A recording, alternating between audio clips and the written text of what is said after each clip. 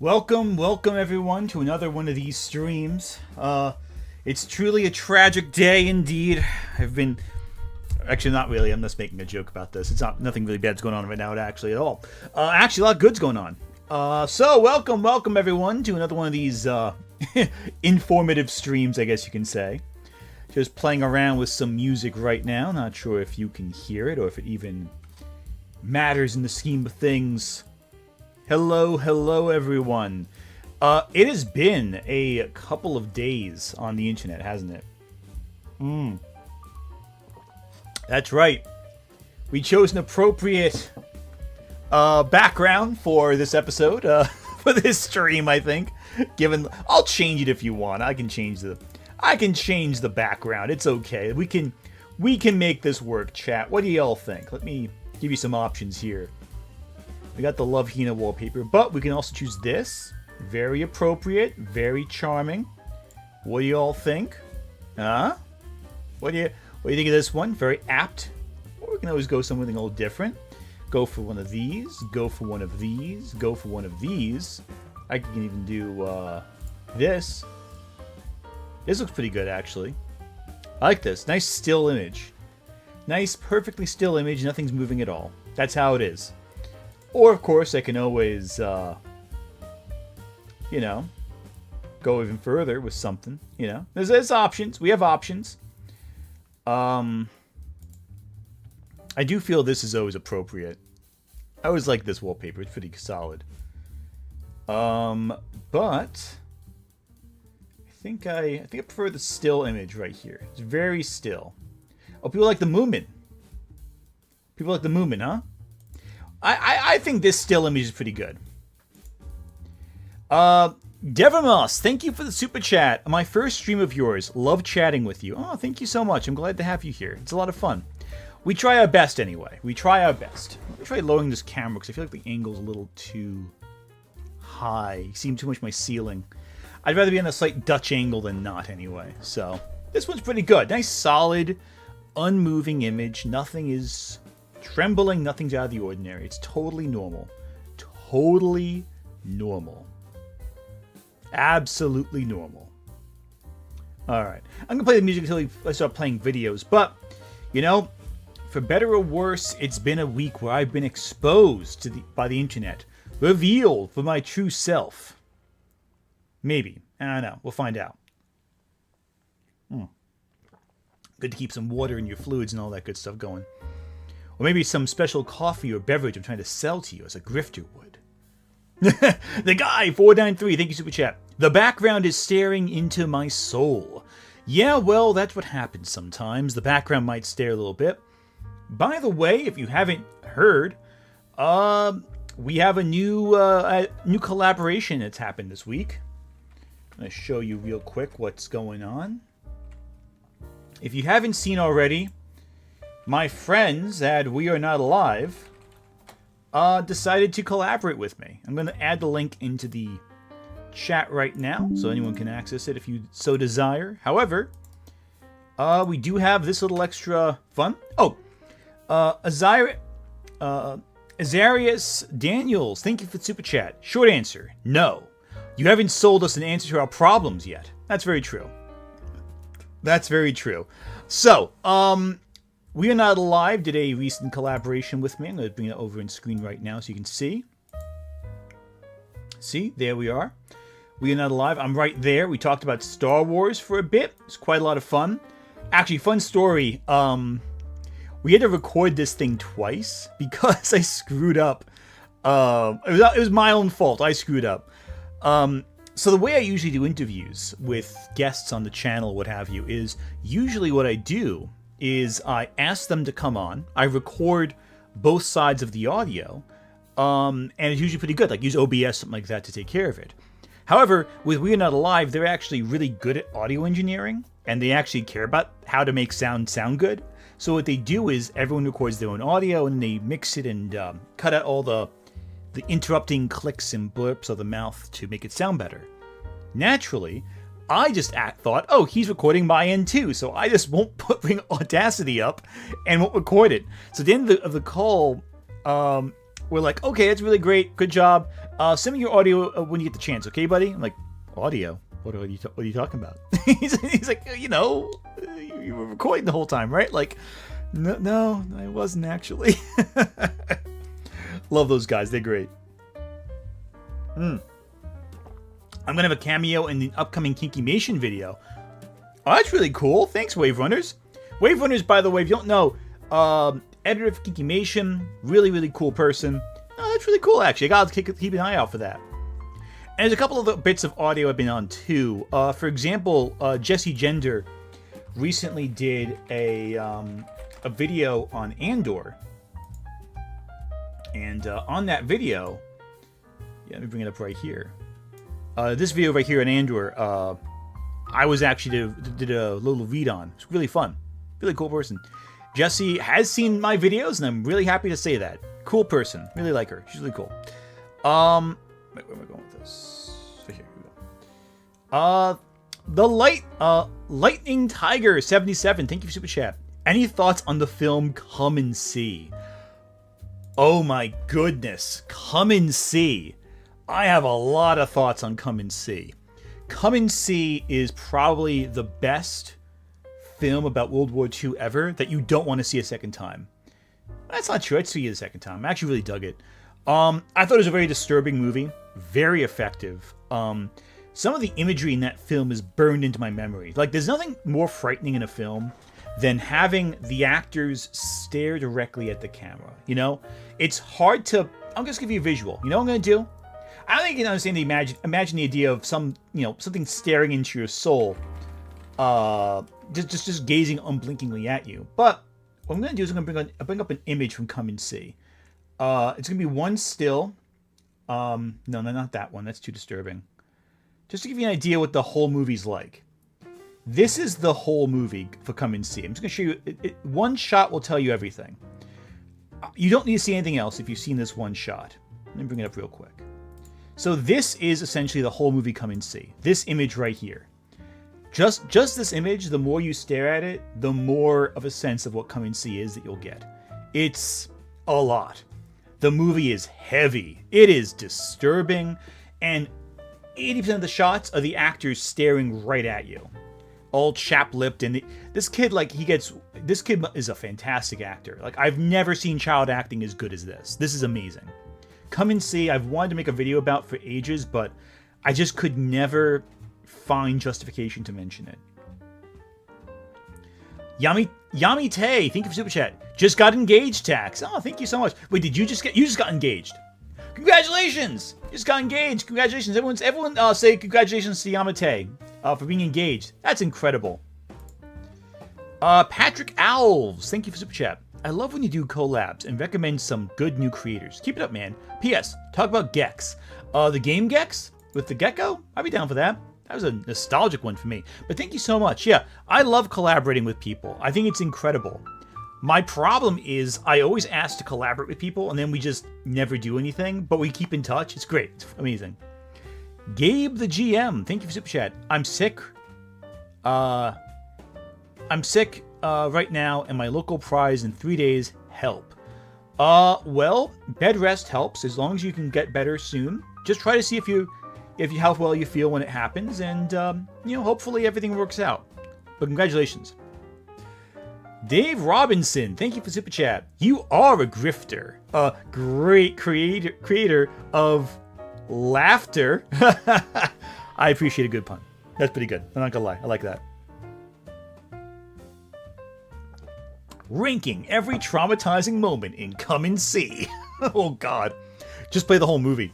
Just play the whole movie from start to finish. That's my ranking. The whole movie's disturbing.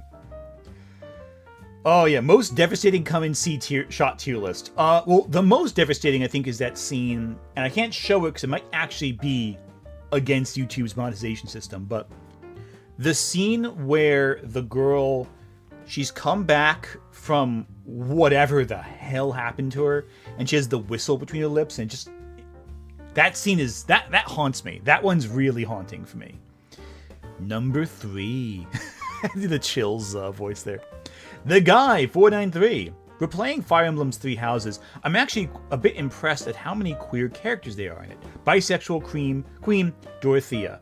So here's a fun thing, and I've been talking about this before. I have not played Fire Emblem Three Houses, and I want to do the game about player romances, the video about player romances in video games at some point. So I may have to play Fire Emblem before I can even approach that topic. But yeah, no, it's pretty cool. So, you're probably wondering where this topic of today's video came in. Well, yeah, the Wave Runners have been giving me an essay on Discord about it. I love it. It's good. I love that, though. It's good. Listen, anyone who gets excited about media, I'm always down for. I love hearing people get excited about movies and games and all that. It's going to be a nice casual stream for the most part. But we are going to address some critical feedback I've received. See if I adjust something here. Does this change the... Nah, it doesn't really do anything, really. Okay, that's fine. That's fine. That's a big deal. So adjusting that slightly. There we go. Cool. We're good. But yeah, no, we're going to be... Is there a way to improve the settings, I wonder? I always look at myself in these streams and go, okay, how can I improve the settings? I feel like there's like a little... colors a little washed out, and I can always... That's the problem with like doing these enough. You get really into like obsessing over the small details.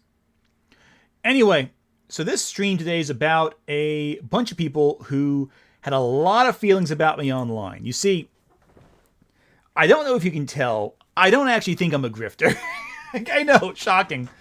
But there were a lot of people online recently who were trying to argue that I was, in actuality, just as bad as the people who I criticize. These people being a certain number of channels who were doing a bunch of videos about me, most of which I'm not really going to focus on too much. But there was one channel, well, actually a collection of channels that were really persistent online. You see, the first mistake I made was logging onto Twitter. That was how it all started. It started by logging onto Twitter. That was my first mistake. I know. Amateur mistake, I know. And as we talked, I found a video criticizing me, and I'm going to share it with all of you and discuss it. Now, I want to make something clear real fast before we get started. I, for one, am a firm believer that feedback and criticism is very important to growing as a creator. You need to be critical of yourself. You need to be critical of what you do. And you got to be open to feedback. There's tons of feedback that I think has helped me as over the course of a channel lifetime, you know? Even criticism from people I don't like necessarily, I think is really useful. Even if you don't like them. Because regardless of whether you like a person or not, it does not mean that you can't develop and grow. I've had people come to me for feedback as well. And sometimes they take it, sometimes they don't. But hey, if you listen, that's what matters. Not all feedback is helpful, but it can benefit you. I believe I'll believe you're a grifter when the Birdman does a video calling you out. That's fair. Honestly, I mean, I would love to do a collab with the Birdman. I know his stuff is fantastic. He's great. But that being said, of course, I don't really know when that will work out, if ever. Steph the Scientist, Twitter, where hell meets the earth. Exactly. And if you call it X unironically, that tells me you are actually from hell. So I'm just saying it right now. Much like my wallpaper that is not moving at all. Nothing's moving. What are you talking about? Just do an eye staring contest with my wallpaper. You'll see. It doesn't move at all.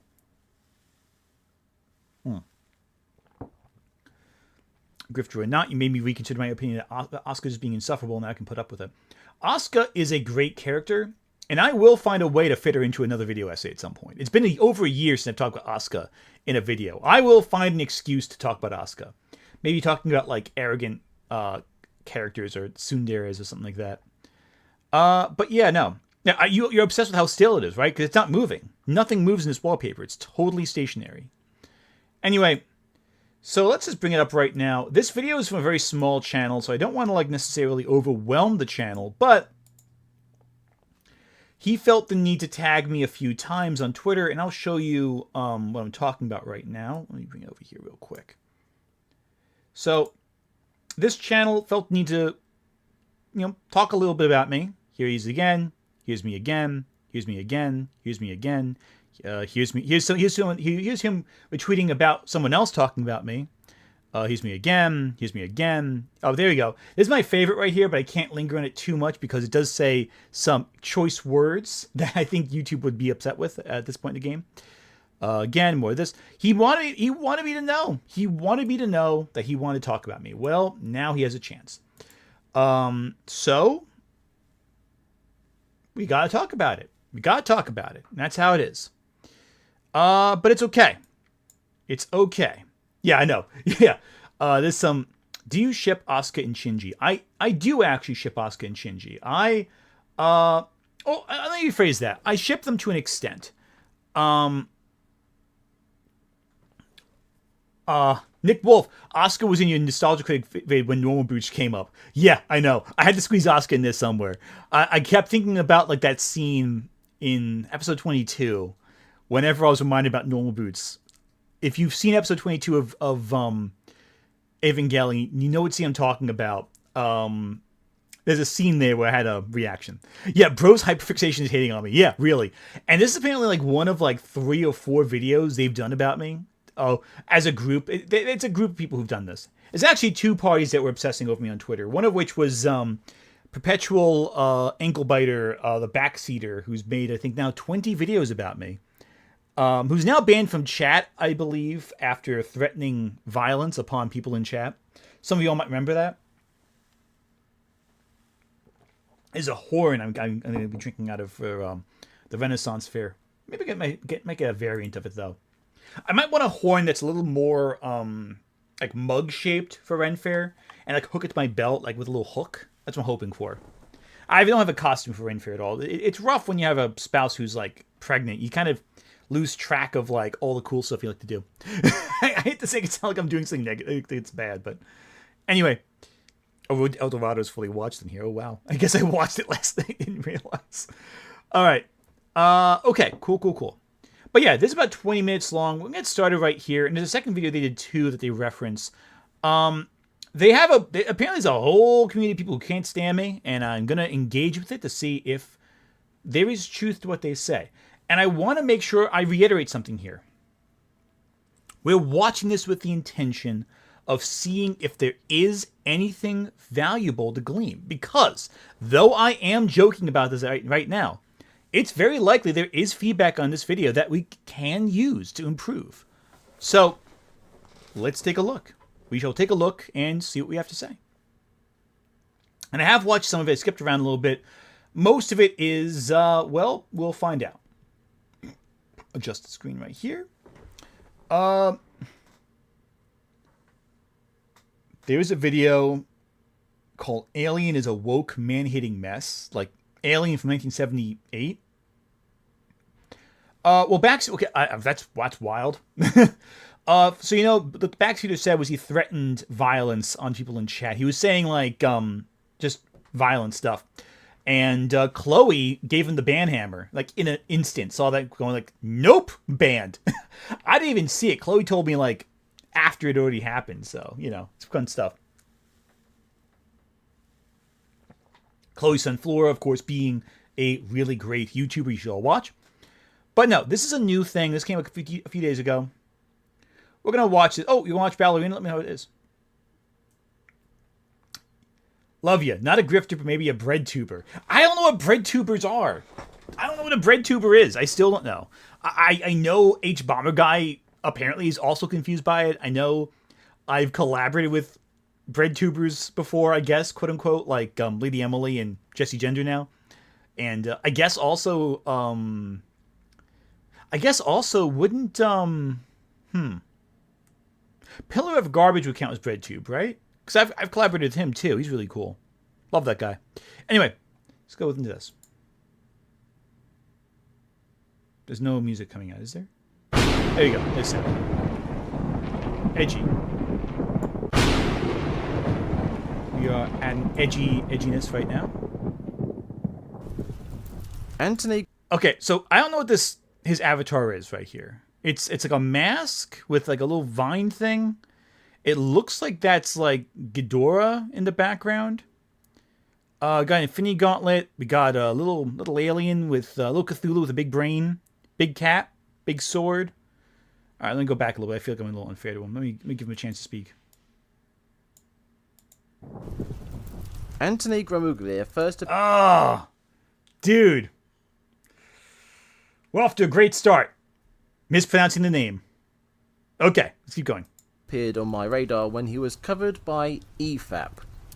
Fortunately for him, any problems he might have had were overshadowed by the EFAP crew defending CinemaSins arguments. I'm gonna go ahead and bet that the rain does not hide the dialogue. He's joking that's why they have so much rain. Like, it is a joke, I think. Well, that actually, I forgot about that detail. That ages well. Yeah, I mean, in general, like, EFAP defending CinemaSins and apparently defending Anita Sarkeesian. That was pretty fun. I felt that was a highlight of that reaction, but I digress. Gramuglia was not so fortunate when Zimzilla covered one of his videos on... Zimzibber? I don't know who Zimzibber is. Oh well. ...on Zim's live stream, where he earned the name Mr. Who. Fans don't have... Oh god, that's my Godzilla video. So I'll tell you something right now. That Godzilla video was one of the first ones I did with the webcam, my old webcam, and I did not know how to film myself with a webcam. It is very clear I did not know how to film myself with that webcam, and I always hate how I look in that video because it's like the angle's all wrong, and I think I had like I cut my lip and you could see it in the video that it looks like a little scabbed over. It looks gross. I hate it. I hate this video quite deeply. But more from a creator looking back on their work and going, that wasn't my... I like the arguments I make, for the most part, if I remember correctly. But I also improvised the whole video, so I digress. Adrian Parchman, thank you for Super Chat. Is this a hit piece on you? You know Psy has 2 hit pieces on by the same person because she reacted to one of their videos one time and never responded because they are a kid to her. They are 19. Oh, you're talking about Pink King, right? Yeah, Pink King's interesting. Pink King is interesting. I apparently they can't stand Psy, but they don't necessarily hate me. I think it's interesting because I know that Limus, the slime, who like she and Psy have a whole thing, and she can't stand me. So there you go. But Pink King's interesting. Pink King and Psy's business is their own. They can fight if they want. That's their argument. I don't want to get involved with that. But I've had a bunch of hit pieces made about me. It's pretty great. Most of them are not very effective. And we're going to get into that today, actually. We're going to get into a few of them today. Nick Wolf. Obviously, bread tubers are fans of D. Meshi's Senshi. Wait. Obviously, bread tubers are fans of D. Meshi's Senshi. Dungeon Meshi. Oh, Dungeon Meshi. Oh, yeah, Senshi. Oh, Senshi. Well, I was thinking of, like, you're going to laugh at me. For some reason, my brain went to Sailor Moon with the Sailor Senshi, and not Senshi the dwarf from Delicious in Dungeon, from Dungeon Meshi. Love that. Love that. Yeah, no, 100%. I'm down for that. BreadTube would love Senshi. Senshi would be a great on BreadTube, making sourdough and all that with different monster recipes. Sawesomeness, thank you for Super Chat. Is it King, Death, or Kaiser Ghidorah in the video? I'm gonna go with King Ghidorah. Kaiser Ghidorah involves like the legs, like the has like the 4 legs. That's a little different, I think. So, Nikosi G, I'm happy your childhood is dead. Is BreadTube gore? Valid. I'll accept that. Well, that video is coming up to 100k views actually. Coming up soon. It's pretty great. Anyway, have fond memories though of 1985's The Return. Godzilla, the spark of the Heisei saga. I missed the context. What is he saying? What's the point of this? Okay, yeah. Gramuglia was not so fortunate when Zimzilla covered one of his videos on Zim's live stream, where he earned the name Mr. Who. Fans don't have fond memories though of 1985's The Return. Godzilla, the spark of the Heisei saga. That doesn't have fond memories of Godzilla 84. Like, I understand people like aren't always the biggest fans of it, but when you're talking about people who don't have fond memories of it, like, I mean, a lot of people don't like this movie. Like, that's just a common consensus at some points. So that's odd. I mean, here's the thing. Do I have to cite every single person who didn't love Godzilla in 1985? No one ranks Godzilla in 1985 as one of their favorite Godzilla films. I'm sorry to say.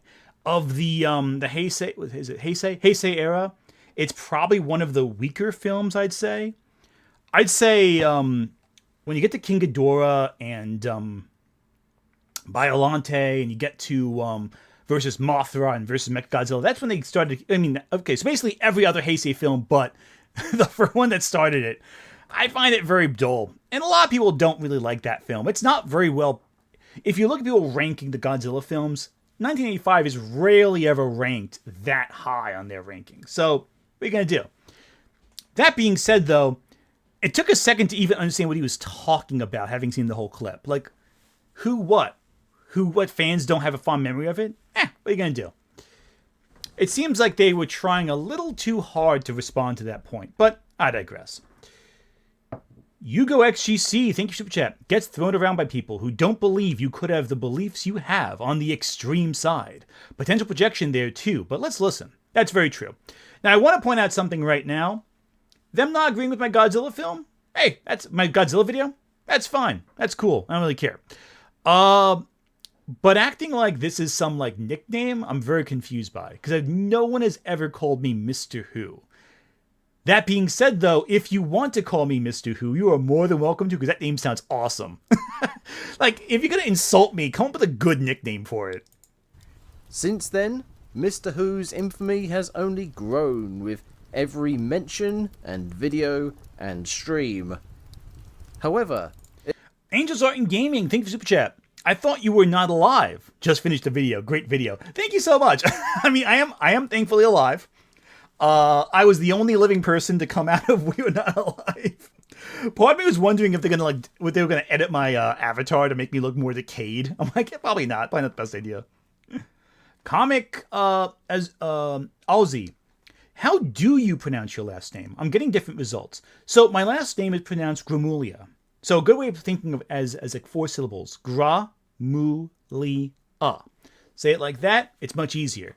The G isn't really silent. It's like a weird Italian sound with the G-L-I-A sound to it, but Gramulia is the closest I can explain it in a way that's clear and cohesive. If you think The Godfather is a similar, the Talia family in The Godfather has a similar GLIA sound to it. So, Nick Wolf, thanks for Super Chat. Do fans talk about the US Japanese versions of GA 1985? The US cut shoved in comedic product placement, so I could totally see that hating that version. They also brought in Steve Martin. Not Steve Martin, the actor, Steve Martin, the character from the original American dub of Godzilla, which I think is pretty cool. Fred Fools, can you imagine the Amazing Digital Circus cast as the Danganronpa cast? Jax is Kokichi. That goes without saying. That would be interesting. I'm not going to lie. Baichi Apiodera, thank you for the gifting of the subs. After this, if you want, I will be posting a link to the Discord. If you're a member, you can join our Discord for, if you want to join right now, you can. For one payment, you can talk to us and have some fun times, and I occasionally show up to talk when I'm not dead tired editing videos. But thank you so much for the gifted memberships. This is fantastic. Thank you so much. Kyla T. Kyla T, my longtime friends on the internet. Yes, my friend Anthony checks my smudged hand. Granola. Basically, I love that. No, Kyla T knows there's some people who've mispronounced my name quite a few times. Kyla's awesome. If you've ever seen Kyla's channel, check it out. It is excellent. Baichi Apiodera, well, not a grifter. Thou have a lot of drama vids. That is true. That is very true. Anthony Gabagoo. Yeah, that's what I'm talking about. That's the kind of mispronunciation I appreciate on the internet. We can't speak his real name. It summons him. Basically, I love it. Okay, cool. So let's go back to this. So yeah, so we can tell right now, they streamed a reaction to a video of mine I made over a year ago. Apparently, it become more infamous afterwards. Miracle Man, welcome. I had tried pronouncing Ant's band once on a live stream. That's very true. I love that. Woke up with some gabagool. Love it. Listen, if you mispronounce my name, the best attempt is even funnier in my opinion, I think. Sopranos brain rot is okay. You know, it's funny. Sopranos was actually filmed nearby where I grew up. So everyone knew someone from the Sopranos cast while they were filming. It was pretty great. I even drive by some of the sets recently, actually. The old sets, anyway. Okay, so back to this. It turned out that I had actually heard of Anthony Grimuglia before.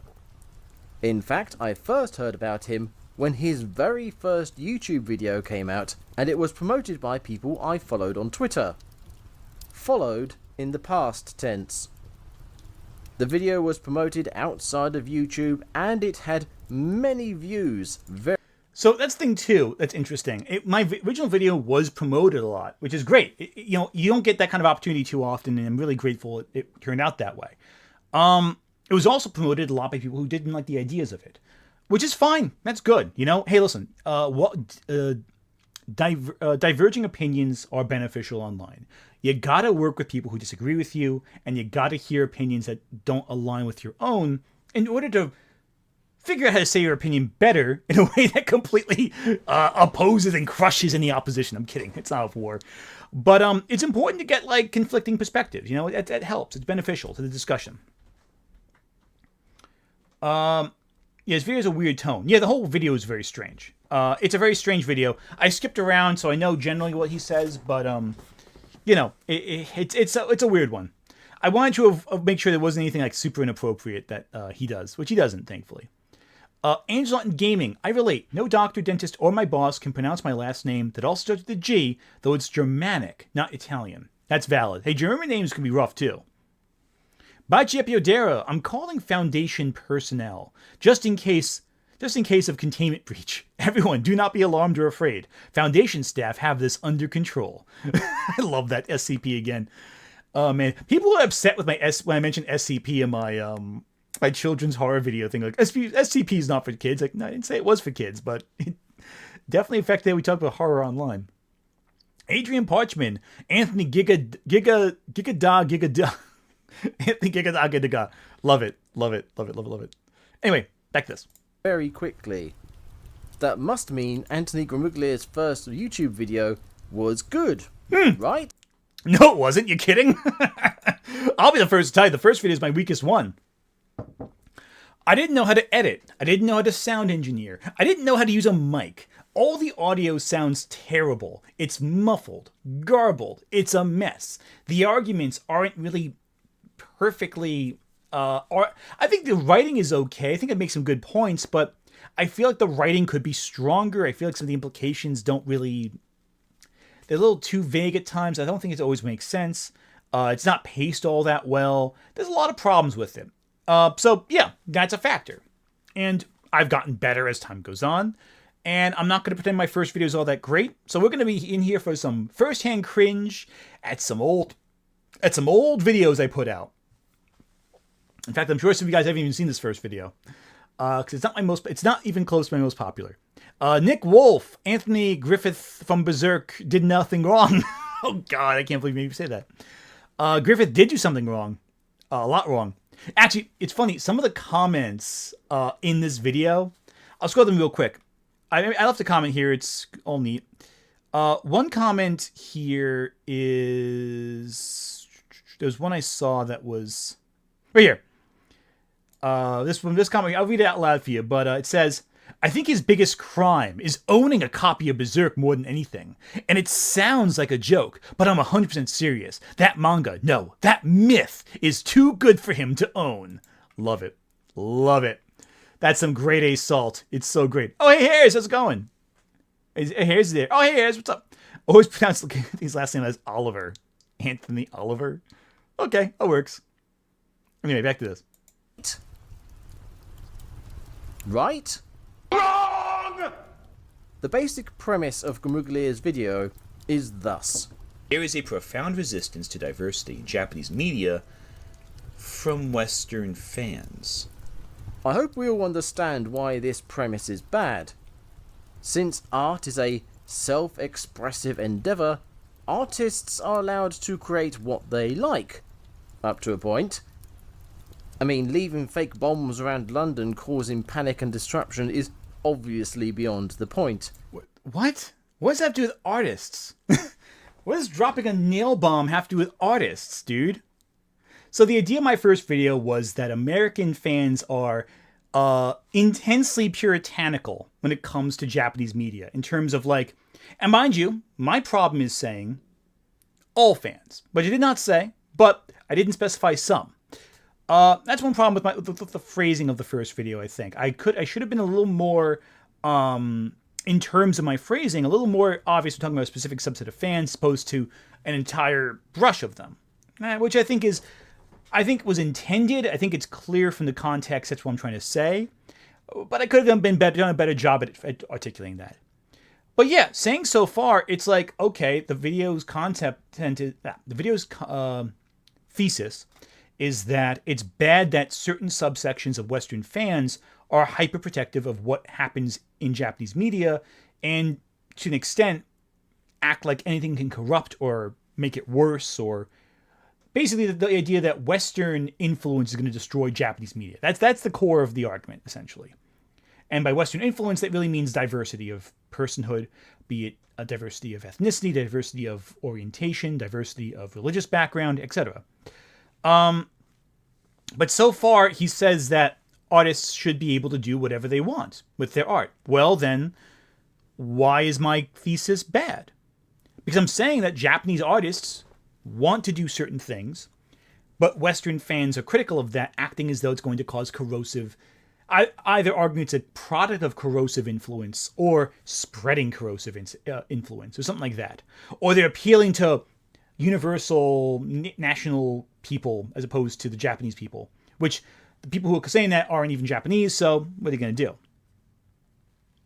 Terminal sanity. The crime of liking something they too like. Indeed. So I'm not sure why he's saying it's a bad concept when he just said artists should be able to do what they want. That sounds like we're on the same page so far.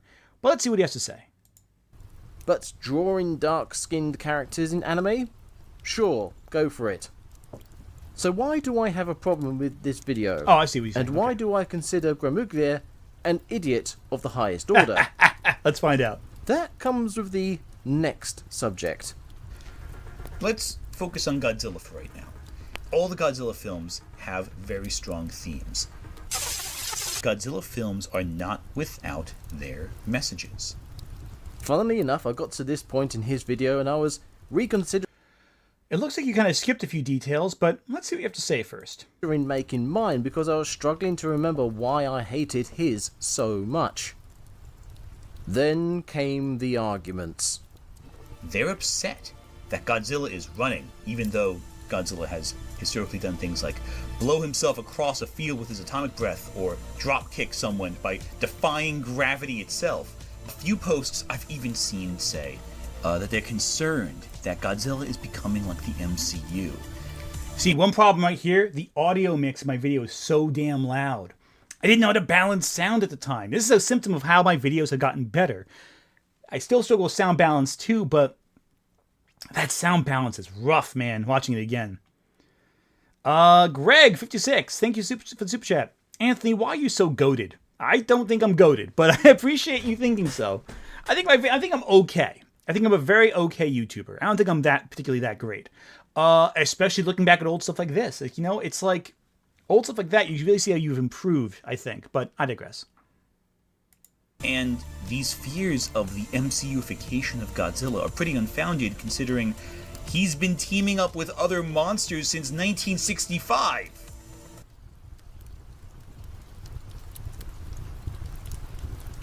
This is where Mr. Who poisoned the well and ruined any point he was trying to make. Okay, let's see what you have to say. What's the counter argument? I'll come back to these in a second, but I want to move on first.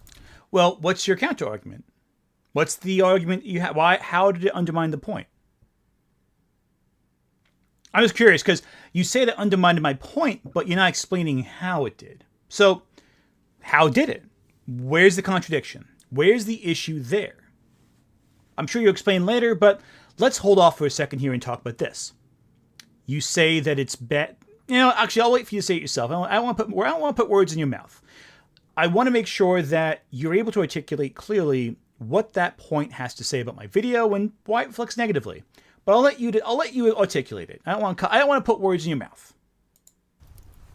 After these terrible responses, he goes on to say people only talk about Godzilla in reference and comparison to Disney. They don't Hang on, what? seem to have any interest in Godzilla's history. And honestly, that diminishes the merits of Godzilla Minus One.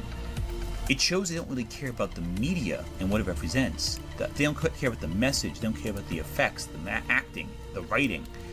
Just what it serves in their greater culture war against Disney. That's not necessarily how I said it, though, buddy. I think you cut some details out, I'm pretty sure. Let me go back to that first video. I know, it's tough. I have to watch my old stuff. It's terrible. Let me bring that back real quick. Let me bring this up real quick here. All right, time to... Okay, oh, hey, Size here. Hey, welcome. And Bite Chapiodera, thank you for the chat. Wait, I can't unsee it, but is this avatar a... No, there's no way. No, it's like a rock. It looks like it's a rock with a little vine. It's a rock with a vine with a mask, it looks like. Kippy, thank you for the chat. There's definitely a problem with reactionary behavior in Western fans, policing Japanese creators / fans to hold them to Western cultural standards. Subtle racism. Yeah, exactly. And that's the point I was trying to make. So right here, let me go back to that Godzilla clip. Elon deals with, I don't know, Jet Jaguar. I don't know, one of the best characters in Godzilla history. Don't at me for that one. With all that being said, where does that leave Godzilla Minus One? Well, that film is a pretty heavy film. It deals with the impact of Western colonialism, Japan's inability to help its civilians after this great disaster. I would argue colonialism as time goes on, I have less faith in as an argument. It does have colonial elements, but I feel like looking back on it, I overemphasize how important colonialism is.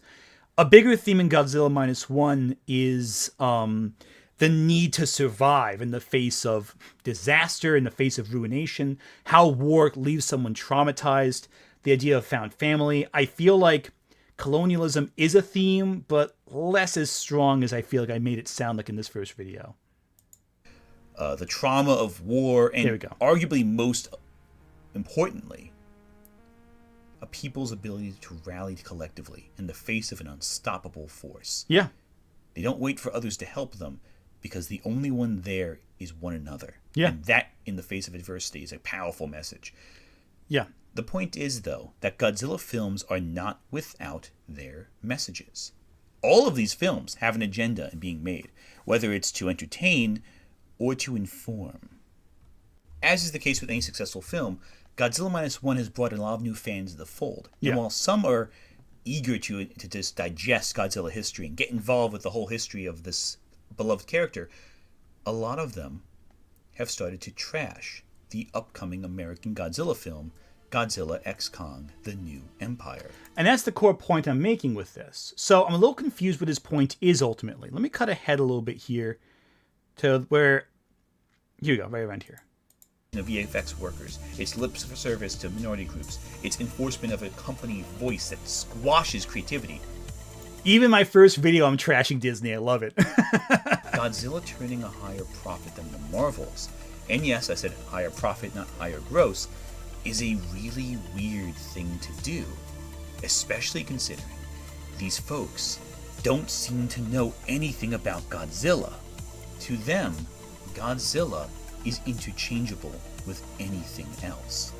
It's just thing from Japan to them. And that's evident from the fact they don't know anything about Godzilla lore. They don't seem to have any interest in Godzilla's history.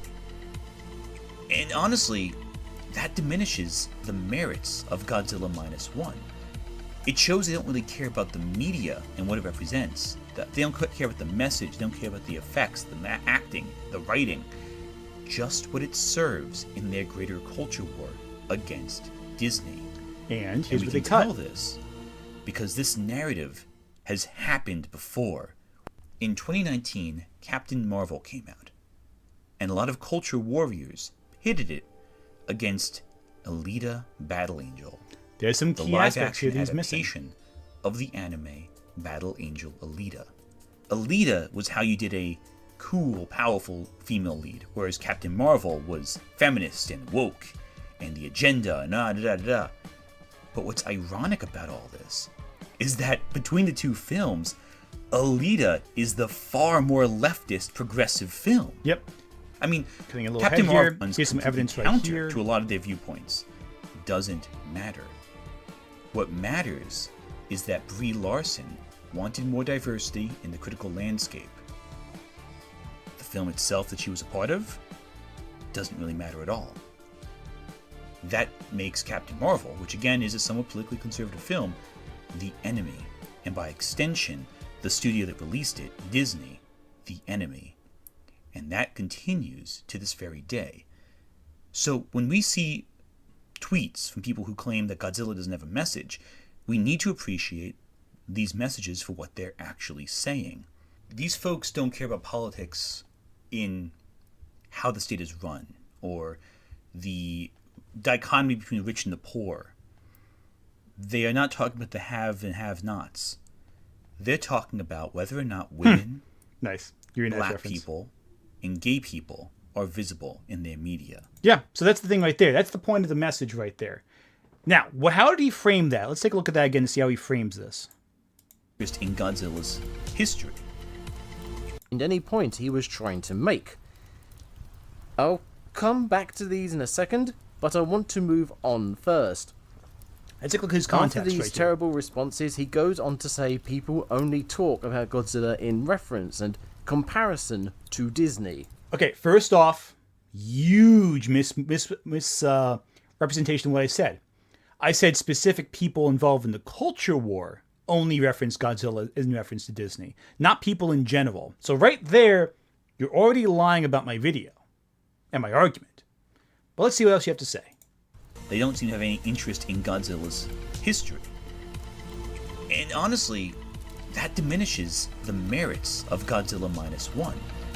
It shows they don't really care about the media and what it represents. That they don't care about the message, they don't care about the effects, the acting, the writing. Just what it serves in their greater culture war against Disney. But then he talks about Captain Marvel and how people only didn't like that film because of politics? In 2019, Captain Marvel came out. Ah, you skipped a few bits there. You skipped a few connective tissues there. You skipped how I said it. I know this is how the case because it's happened before, and cite the Alita situation with that comparison.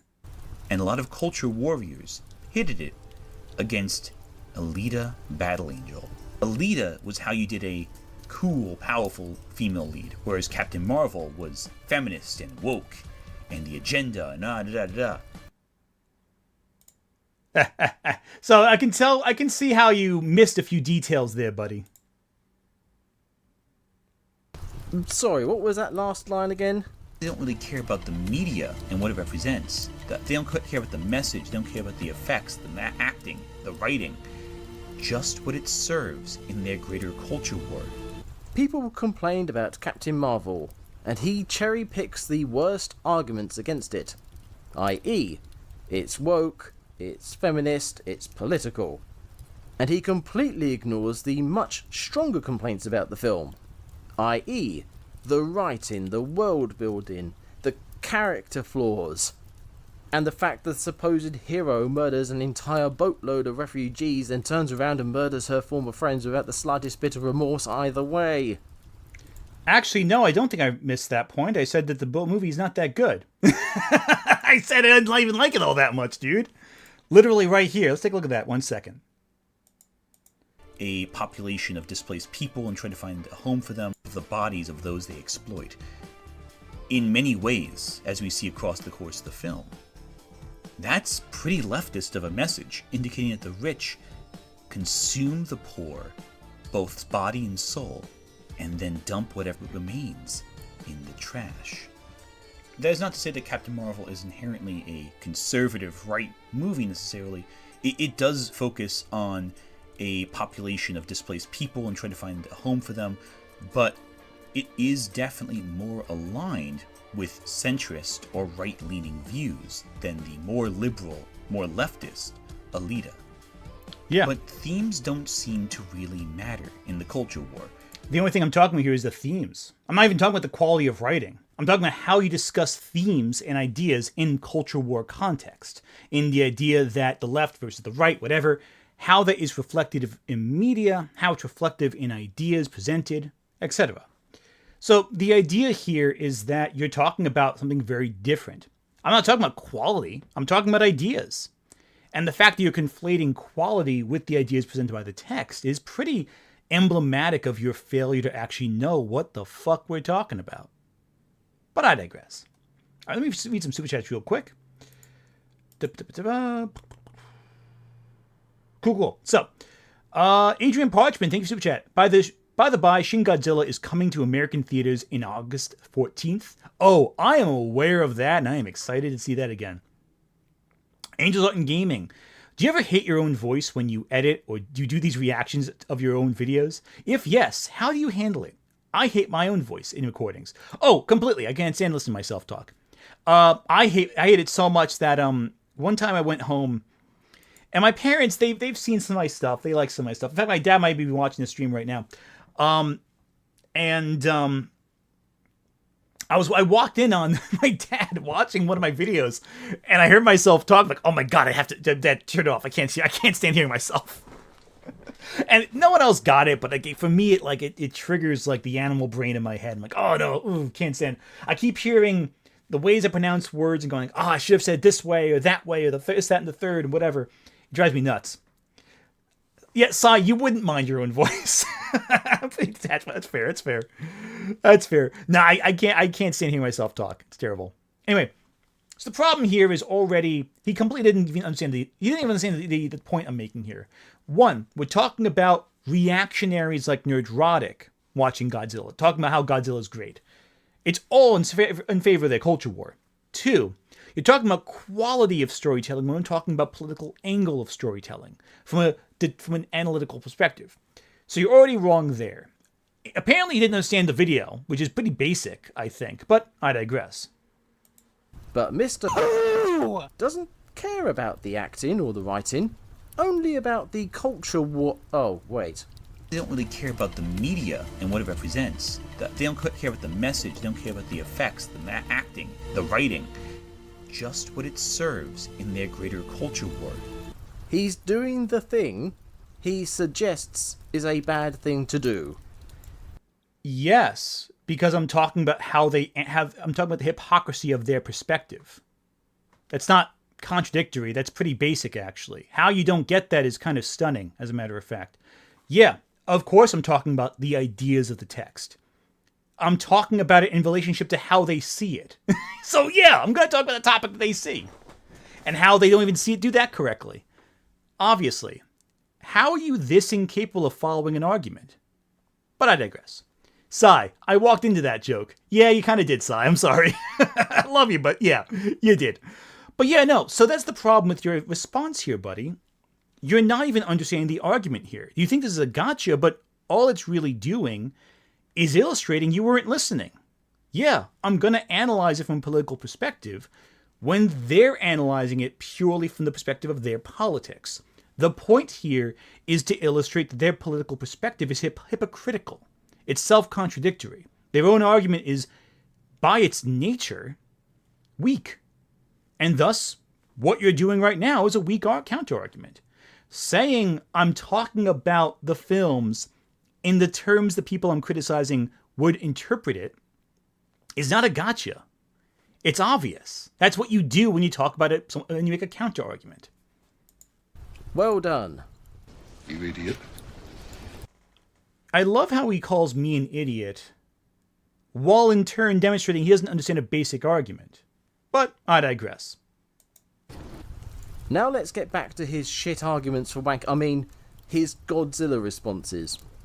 On a casual watch or listen, you might think he's making valid responses against bad complaints. As someone who had his complaints about the GXK trailer before the film came out, I can say that the complaints Gramuglia was responding to were either the worst complaints or the worst versions of complaints he could find. And his responses were terrible, to say the least. Alright, let's hear it. He said people were upset Godzilla was running, although he doesn't actually show the complaint on screen unlike the others that he did. From what I heard... Actually, I do, actually. Right here. Because when it comes down to it, a lot of folks love Godzilla, but you know this if you watch the films. A few posts I've even So right here. seen say All right. that they're concerned that Godzilla Because this franchise it's happening. is becoming like the Go from Garth Edwards, downgrade. MCU. Now it looks hype. You only watch Godzilla. Do we? And these Dangerville. Oh, that's cool. Wait, because the monsters run, quote unquote. So Dangerville had the same question I had. So here's the thing. Dangerville is a pretty big Godzilla channel. He had the same interpretation of this post that I did. So are you saying that other people seeing this post and taking away the same message that I did is somehow not showing it? If anything, Godzilla was doing this long before the MCU existed, get new material. It's durable, everyone's suddenly an expert on Godzilla. Again, everyone's saying the same thing I said. years of the MCUification of Godzilla are pretty unfounded. You need to watch more Godzilla films. Same franchise. Again, Considering same franchise with iconic moment of Godzilla running, proceeding to a flying kick. Sure. So again, multiple people saw the tweet I posted and took it as, oh, you're making fun of the giant lizard running. So right there already, you're acting like I'm some strange person for thinking it. Meanwhile, other more reputable Godzilla authorities that I show my video also came with the same conclusion I did. So where's the issue? Heard at the time, people thought Godzilla didn't look good running. It didn't fit the more realistic, more grounded depiction of Godzilla in the Monsterverse. And when the film came out, they were absolutely true. Gramuglia's response... You thought Godzilla looked bad in Godzilla X Kong? Okay, I got to question your judgment there, buddy. I thought it looked pretty cool, but I digress. Yugo XGC, thank you for Super Chat. Call you a grifter because misunderstood your point. Typical. If only this wasn't such a common issue. Reminds me of people calling the Birdman a grifter. Oh yeah, absolutely. That's where I got the idea for this stream from, the Birdman, basically. Sauciness. Every Godzilla movie is great, even the bad ones. Yeah, I agree with that. Godzilla's Revenge even has some moments, though I think that one is more bad than good.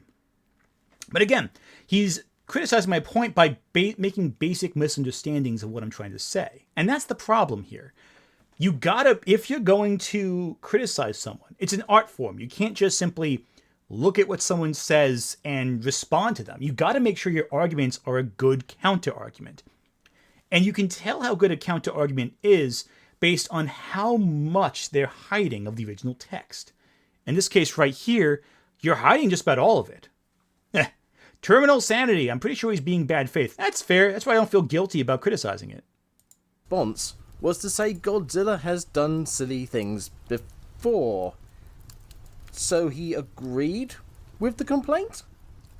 Then his response to the MCUification of this franchise should be studied was to say Godzilla has done team-ups before.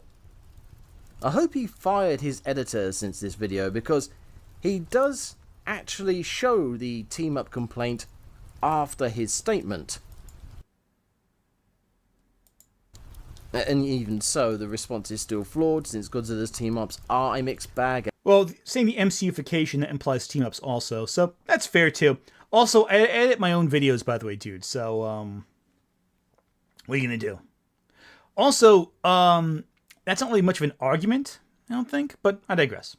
At best, and the team-up comment was made in reference to MCU films, whose regular team-ups have caused all sorts of problems in the universe. I could go on and hyper-focus on these arguments and responses and explain in detail why they are shit arguments for wankers, but beyond the cherry-picking... So you won't actually counter-argument anything? You're just going to say the bad arguments without following through? Seems like a pretty bad argument, but I digress.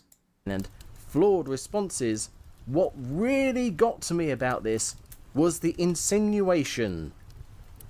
The complaints people had about the GXK trailer prior to the film's release all stemmed from one core complaint.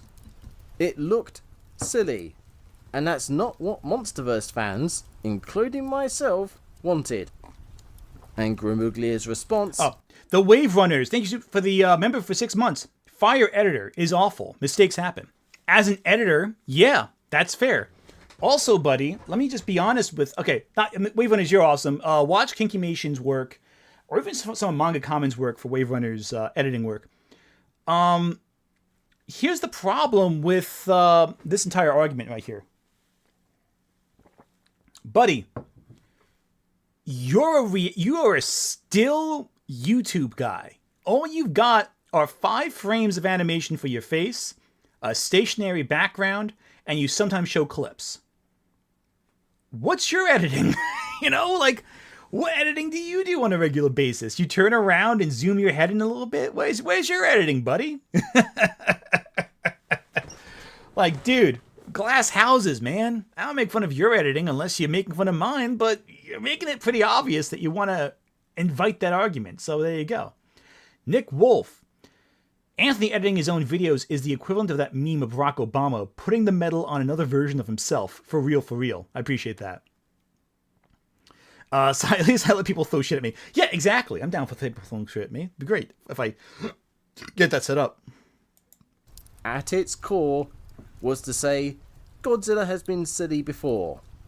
The shit argument for wankers. This might be because he thinks Godzilla is inherently silly, which he doesn't flatly state in this video, but he has since done so in other videos. Yep, a year ago. What these later references show is that he hasn't got better in his thinking. No, it means I think that Godzilla is inherently silly, and that's great. Here's the thing. Whenever we address genre fiction, we have to admit a few things. There's a lot of goofy stuff in it. Even the good, serious stuff. There's some silly stuff that happens. And you can either fight that with all your being and go, no, it's totally not silly that Superman wears trunks on the outside of his uniform. No, it's not silly that a giant lizard that defies the laws of physics runs around and breathes radioactivity. Or you can embrace it, have fun with it, enjoy the silliness. Because silly does not mean bad. Silly just means there's some goofy elements to it you can either look past or accept as part of your suspension of disbelief. The reason why Godzilla is so great is because it has a wide appeal. Yeah, some people enjoy it because of how goofy it is, but there's also some good serious stuff too. And they can both coexist in unison, sometimes simultaneously. Yeah, it's goofy. Have fun with it. Enjoy it. Yeah, I don't think it's a bad argument. It's a statement. Guy in a giant rubber suit that walks around toy cities, it's a goofy visual. But they do it well. They make it fun. It's something you enjoy, It's part of the fun experience of Godzilla movies. Even the more serious stuff, I'd say probably Shin Godzilla is the least silly because that's more like disturbing, but it's still pretty silly at times. You think about I think the scene where Godzilla in Shin Godzilla, where he's like lumbering around in his stomach before he like fully completes his evolution, there's some silly shots of that. It's pretty fun. I like it. Wait, there's another super chat going on here. One sec. I thought there was another one. Oh, User225. Thoughts on The Sopranos ending? I think it's a great ending. I think it's fantastic. I think any ending where someone gets frustrated, when people get frustrated en masse and think their TV's broken, is a great ending in my opinion. Yeah, goofy shit's fun, man. What are you gonna do? Again, that's the problem. He's acting like this is some gotcha, but no, I'll say it right now. I think it's good that Godzilla can be silly. If anything, he's got worse. Remember I said his poisoning of the well ruined any argument he was trying to make? Going back to his... Oh, 1 second. One second, dude. Killinut, thank you for super chat. Would you ever do a stream ranking the Godzilla movies? Yeah. In fact, I've actually written articles about ranking the Godzilla films back in the day. I wrote a ranking that's actually set on... Actually, you know what? Let me show you something real quick. Let me show you something real quick. Let me do something real fast. Here, this is the Wikipedia page for... Okay, here we go. This is the Wikipedia page for All Monsters Attack, the Godzilla film, Godzilla's Revenge. No, is it Godzilla's Revenge? Yeah, I think it's Godzilla's Revenge. Yeah, it's where... Yeah, Godzilla's Revenge, which is one of the worst ones. Where are we? Right here. Critical response. Oh, wait, no. Look at this guy. This guy's name sounds familiar.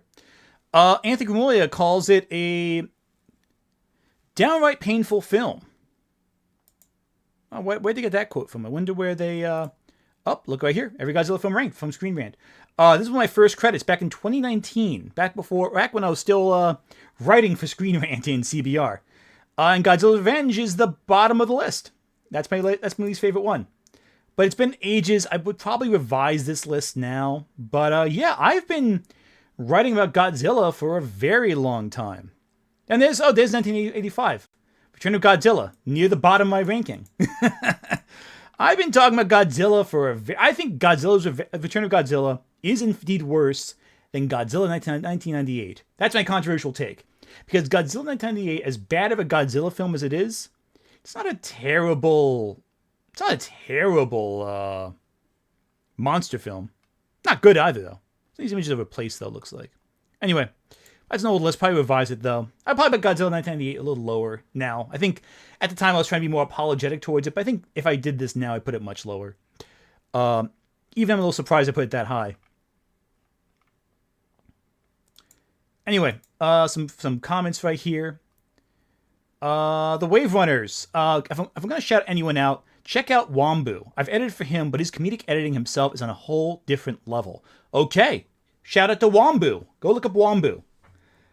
Kippy. Shin Godzilla is actively taking crack shots at the government for comedy.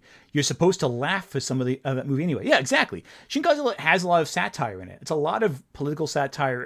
It was pretty good, I think. Granted, I'm not Japanese, so I can't relate to most of it, but I can appreciate what it's trying to say. Nick Wolf, I hate goofiness, says the snake wearing a mask. I think it's supposed to be like a vine. It looks almost like a vegetation almost there. Or maybe it's a snake, I'm not sure. Sauceness, nah, pro. Rank all the Gamera films. Oh my goodness. This is going to be talking about the 90s trilogy and then everything else like as like a sidebar. That recap film's probably the bottom, I think, for Gamera. I forget. I have not seen all the Gamera films. I've seen a lot of them, but not every single one. Some of the 60s ones still elude me. But I watched most of the 60s ones as part of Mystery Science Theater. So I feel like my judgment of them is unfair because I'm associating with how good the Mystery Science Theater episode was. But I digress. Angels Art and Gaming, stream idea, revisiting/revising your old articles? Yeah, that's a good idea, actually. I kind of did that already with my Spider-Man one almost a year ago, but I digress. Yeah, so let's go back to this. Original point about complaints about artists, we have these lines. There is a profound resistance to diversity in Japanese media from Western fans. But when you point out the hypocrisy, they'll always have posts from individuals on 2chan ready to prove, no, really, I'm just saying what the Japanese think. Those 5 posts reflect the opinions of a nation of 100 million people. Yeah, sure, buddy. Now let's grab this comment from a minute earlier. No matter how much they claim that Japanese... Oh, Kyle, it's you. It's your line. Here we go. Entertainment is... Now, for context right here, this post was from an artist who received pushback from Western fans about drawing black people and people of color in their art. The artist is Japanese, and I believe non-binary too. I think they go by X-gender, I'm pretty sure. And the artist was responding in English to English-speaking fans who were criticizing him drawing people of color in his style. So right there, it was a very specific context I think he's leaving out right now. Let's see if he includes it. Just for Japan, the internet has erased borders. Japanese art and entertainment are no longer just for Japanese consumers. Now that is the opinion of a Japanese artist about their own work and why they chose to draw more diverse people in their art. That's important to note. Let's see if Animus includes it. Now I'm happy to report that most of the comments were positive.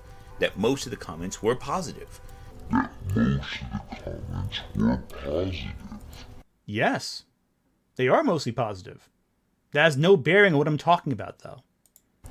To be clear, his evidence for Westerners TM not liking diversified Japanese art is based on one Japanese artist's Twitter post and a few replies to that post. No, that's an example to introduce the topic, you dumbass.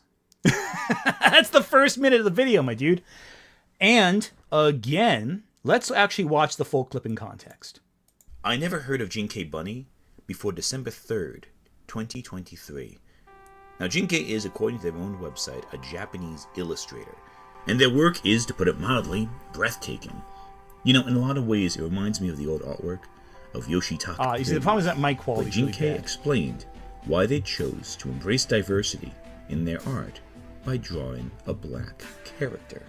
To put it simply, I started creating black characters because a black fan once said to me, "Thank you for creating black characters beautifully." It's a simple reason, but those words really made me happy. A foreign fan told me, Japanese anime art and entertainment are racially discriminatory. As a Japanese illustrator, I had never heard such an opinion from Japanese people. This perspective was new to me.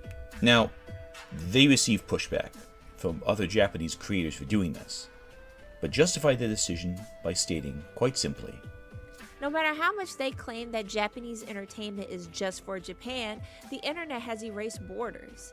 Japanese art and entertainment are no longer just for Japanese consumers. Now, I'm happy to report that most of the comments were positive, but I also don't think I need to tell you that there was immediate backlash. But the loudest backlash, at least the loudest I could see on the English-speaking web, didn't come from other Japanese creators, but rather from Americans who decided to speak for Japan. Posts, one after the other, criticized Jinkei for choosing to make a black character. And I think this response just... Yeah, and that's the point of it. It's one example of many. It's not the entire point I'm trying to make. It's simply an example, an anecdote to start and introduce the ideas. He's putting more weight on this point than I did in the video. It's just an example, dude. Hi, CHD. Thank you for Super Chat. Sup, man? Just want to say I like your content. Oh, thanks. I appreciate that. Yeah, it's a completely reasonable discussion. It's just simply, hey, this person said, I never thought of art this way before. Wanted to do something a little different. He got some pushback, but he got a lot of pushback from Americans who decided to speak for Japanese creators. And it was just one post after the next. It shows a few examples, but hey, I digress. How he frames it. And that's apparently fine and valid and worth making a 15+ minute video on. But someone... No, I mention it for about a minute, 2.5 minutes, and then it's it. No, actually, it's actually stopped shortly after this. 2.5 minutes, that's it. Not the whole video. It's not about the whole topic, so don't know what you're talking about, buddy. else bringing up their own sparse evidence for their statement is not valid? Hypocrite much? No, it's not hypocritical, because I'm talking about those individuals. You see, the difference is this. This is a very important distinction you have to understand here. The people I'm criticizing are talking about the opinions of all of Japan. I am talking about the opinions of the people saying they're speaking for all of Japan. In one case, they're talking about a whole country. I'm talking about the people saying they're speaking for a whole country that they don't belong to. Do you understand the difference? You walked into that one. I can understand that. And of course, it's easy to do that if you just say, don't actually watch the video, which you clearly are editing around all the points I'm making. But it gets worse, of course. A foreign fan told me Japanese anime art and entertainment are racially discriminatory. As a Japanese illustrator, I had never heard such an opinion from Japanese people. This perspective was new to me. Now, they received pushback from other Japanese... Also, that's not later. That's earlier in the editing. That's the first. That's a shot before the one you just showed. You showed them out of order, but you said this one came later. Seems a little hypocritical, but okay. These creators for doing this. They received pushback from other Japanese creators. So, Yes. That's the point. Okay, let's see what your argument is. based on the evidence he provides, it's not just Westerners, TM, that don't like what this specific artist is doing. but also other Japanese artists. Is it a small number of complaints? We don't know, but it could be. But like I said, he can justify his whole video off small numbers, so these artists are just as justified as he is. Buddy, I'm not sure if you actually watched the whole video. Nothing you're actually saying is a point that actually counteracts anything I'm talking about. Because the video isn't about the Japanese people who reacted. It's about people who speak for the country of Japan despite not being Japanese citizens. That's the point. It has nothing to do with what you're talking about. You're barking up the wrong tree because you fundamentally don't understand the topic I'm talking about. You dumbass. Oh my goodness. Why do we have such bad enemies? Maybe it's a good thing. Who knows? Also, tucked away in this weirdly dimmed part of his video, and well, it's meant that way to show. My intention was to highlight the imagery behind that. I wouldn't do this now, I don't think, because it's too much visual clutter. I think it's a little messy. I do like how the text is a little easier to read on the background of all that, but I digress. Disappearing off the screen after a second. It's on screen for about 10 seconds, but okay. Is this line. I have heard some Japanese people say, if foreigners don't like it, they shouldn't watch Japanese entertainment. It's made for Japanese people. Why'd you not finish the sentence? Why'd you stop there? Why'd you not say this is a foolish thought? Also, pretty sure that's not relevant to the point I'm making either, but I digress. Foreigners don't like it, they shouldn't watch Japanese entertainment. It's made for Japanese people. So based on this quote, clearly there is some Eastern pushback against Western influence as well. Again, based on the evidence in Gramuglia's own video. You're also missing the part where I spend an entire 40 minutes talking about that too. Because if you finish the video, you would have gotten to the point where I talk about everyone's favorite director, Akira Kurosawa, where I mentioned this very explicitly. Kurosawa's family came from aristocracy. A line can be drawn between Akira Kurosawa, again, the mic quality in these old videos is terrible, and the legendary samurai Abe Sadato. Well, it should be Abe, but I digress. In Kurosawa's words, I began to love to read books, especially Dostoevsky. Oh, that dude in the Suede's part. I forgot he was in this. Yeah, that's that dude from the Suede. He voiced the line this. Cool dude. And I can remember when we went to see Abel Gance's La Rue, and it was the first film that really influenced me and made me think of wanting to become a filmmaker. even Japan's traditionalists enjoyed some Western media. Emperor Hirohito was apparently such a big fan of Columbo that the first Western celebrity he tried to meet was Peter Falk. The boys at the lab finally got a fix on that poison the killer used. It was Japanese blowfish poison. So Kurosawa admiring Western storytelling isn't in itself remarkable. What is remarkable, however, is how his films influenced Western storytelling and how he adapted. What I have right here, I think I mentioned none it of somewhere. this is to say that Kurosawa didn't draw from Japanese literature. His first film, most of his iconic films are historical epics set in Japan. Mellon put it in the British Film Institute's essay on Seven Samurai. Oshima felt that Kurosawa had brought Japanese film to a Western audience, which meant to Oshima that he must be pandering to Western values and politics. Kurosawa had a response, as cited in his New York Times obituary. I collect old Japanese lacquerware, as well as antique French and Dutch glassware. In short, the Western and the Japanese live side by side in my mind naturally, without the least bit of conflict. Yeah, so in my own video I say there is conflict in Japan about this topic. But it is that conflict that illustrates why it's impossible with any definitive statement to say you speak for a whole country, because there are obviously going to be exceptions on either side. The point of all this is to illustrate that Japan is not a monolith. There are people who have opinions on one side and opinions on the other. To say a whole country believes something is ridiculous, but you can speak for a group of people who are saying something collectively. Not Westerners in general, but a specific subset of fans with a collective shared opinion. The difference here is that the shared opinion people are speaking for a whole country that does not share opinions. That is the issue that you fail to understand, my guy. The fact you don't get that is kind of remarkable. The only thing I can think about is that you're lying. But why would you lie? What do you have to gain from that? What do you have to gain from misrepresenting an argument from a video that any one of your followers could watch yourself? I wonder. All right, quick little clip right here. Adrian Parchman, Food Network, chop/cutthroat kitchen tax. Hey, fair enough. Nick Wolf, of course he has an Infinity Gauntlet in the background. Yeah, that's fair. It's right there. CJ Curtis, love how you are roasting this guy, but in a very elegant way. Honestly, peeps should do it like this. It makes it feel like a conversation, not an attack. Yeah, I think it should be a conversation. Until you start personally insulting someone, I think it's a conversation. It's media analysis. None of this really matters all that much. It's not a matter of life and death, ultimately speaking.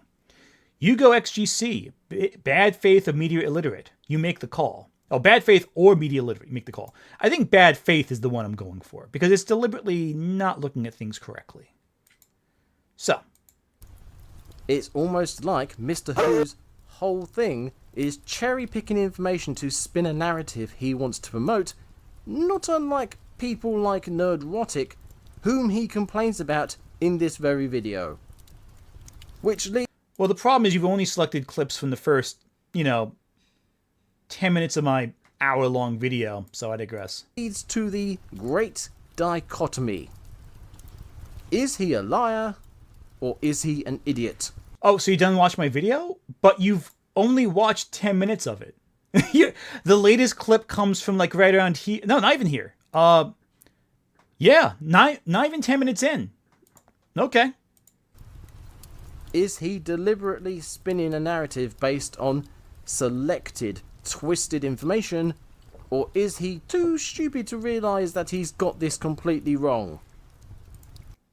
Dumb people don't realize how dumb they really are. To quote a real sage of our time, Patrick Starr. I shall leave that ironic, up to isn't you, it? Dear viewer. I mean, again, here's the problem I have with your counter-argument. And this is something that's useful for anyone who wants to argue back on someone. If you're going to have a counter-argument, you really have to express the full scope of the argument. You have to analyze the full ideas presented therein.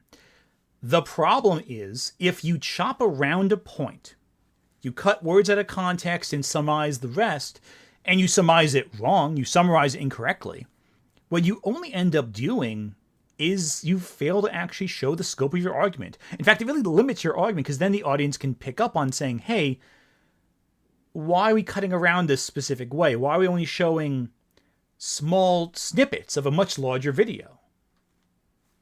Who knows? Oh, and one last thing for Godzilla fans out there. With all that being said, where does that leave Godzilla -1? Well, that film is a pretty heavy film. It deals with the impact of Western colonialism. Bloody hell, that is a whole video unto itself. Wonder if Zimmer's seen this. I think it's because it lacked a real allegorical Oh, I hate that freaking shot. Oh, terrible. Ugly looking. component to it. Godzilla walks through Japan. What? What? What?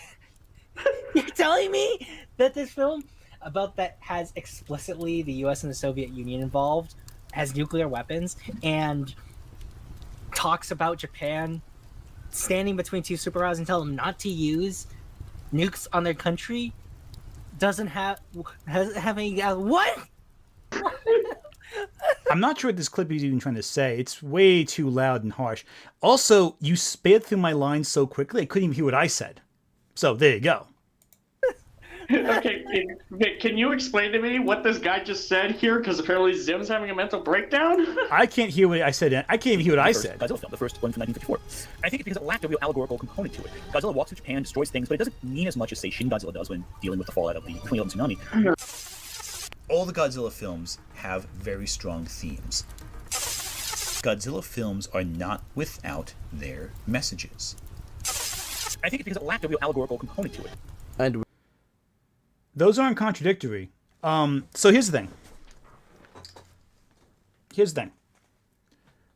messages are not all allegorical. It's what I'm... Dude, what are you talking about? A message is just the ideas presented by a film. Allegory is the idea that the film represents something very specific. Those aren't comparable. So I don't know what your point is. I don't understand what your argument is there. I feel like you might be misunderstanding the idea of messages and the idea of what an allegory is. For example, Lord of the Rings has a lot of messages, but Tolkien deliberately hated allegory. But it had a lot of messages about the relationship between men in war times, about trying to survive traumatic experience. But Tolkien made it. So the book was applicable to ideas rather than allegorical about a specific idea. That distinction is very important. The idea of allegorical components not being present is relevant because the film wasn't made with allegorical intention. This is very distinct, and the fact you fell for this trap indicates you don't understand what allegory means in this context. So, what are you going to do? Yeah, also, I don't know how you listened to something at 2 times speed and understood it. That is remarkable. Yeah, so this is not anything remotely like what you're talking about, dude. With that, I think we're done here. Feel free to subscribe to my channel if you haven't How do you have that already, much time and left? leave a comment if you want to have your say. In the future, I will get round to making all of the other videos that I want to make, time allowing. Why is there 8 minutes left? My original conclusion for this video was that Anthony Mr.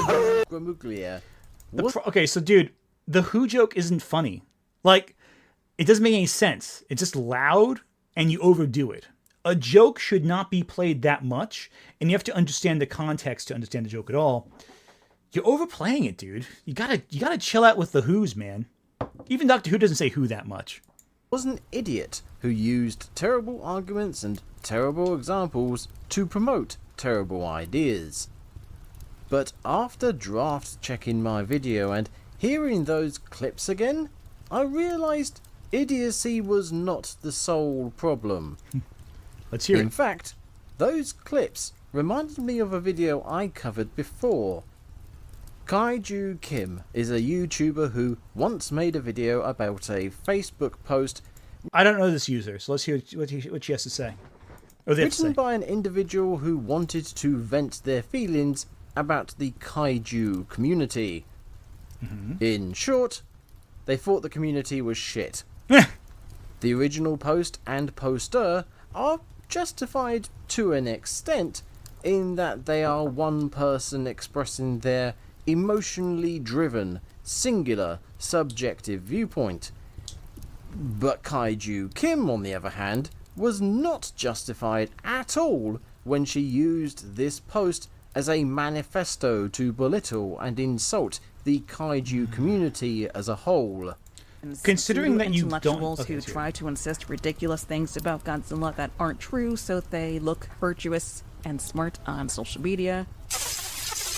This year's G-Fest will probably be my last. The only reason I'm going this year is because of the few good people in this fandom. At least we're better than a person who accidentally, blatantly, publicly accused... Hang on, where's the manifesto part? She just said she doesn't want to be involved with G-Fest. I don't get what your argument is. It just doesn't make any sense. I feel like I missed a step. Hang on. This year's G-Fest will probably be my last. The only reason I'm going this year is because of the few good people in this fandom. At least... Yeah, that's her perspective. She's not... What, do you think she's obligated to interact with people she doesn't like? That's bizarre. I don't get what your point is. Saying someone doesn't like a community doesn't mean that they're bad. It's not a manifesto. It's saying, hey, you don't align with the community. That's fine. You don't have to be part of it. And saying that you have issues with it is not a problem. This is all still an individual's opinion. So why are you making this big deal about what she's saying? I don't get it. We're better than a person who accidentally, blatantly, publicly accused someone of sending death threats when they absolutely didn't. Sending death threats? Hang on. Congratulations, you ruined a good Godzilla design just because of some so-called fans criticize. Being that, I don't know, it's stupid. You really had to design a Godzilla with this and that stupidly long arms. Okay, so even on this she says more like angry messages, not necessarily death threats, but come on, guys. Yeah, so it's angry, not. She spoke off the tongue, said death threats, clarified in the edit saying it wasn't death threats. Why would you say that she says it's death threats when she says on screen clearly it's more like angry messages than death threats? Do I think she should have edited it? Yeah, probably. Maybe we recorded it. But, whatever. To people who worked on the movie? Death threats? Yeah, that's why the note's there, dude. Why are you making a big deal about this? It's right there. She included it. Why are you acting like this is some editing error? It's a note in post saying she wanted to correct what she had to say, but didn't want to re-record. I don't get it. What are you talking about? So Kaiju Kim tried to tar and feather an entire community for... She just said it wasn't death threats. Dude, what are you doing? Dude, by your own logic, the video itself says it's not death threats. Yeah, she did say that. She should have re-recorded it. Yeah, I agree with that.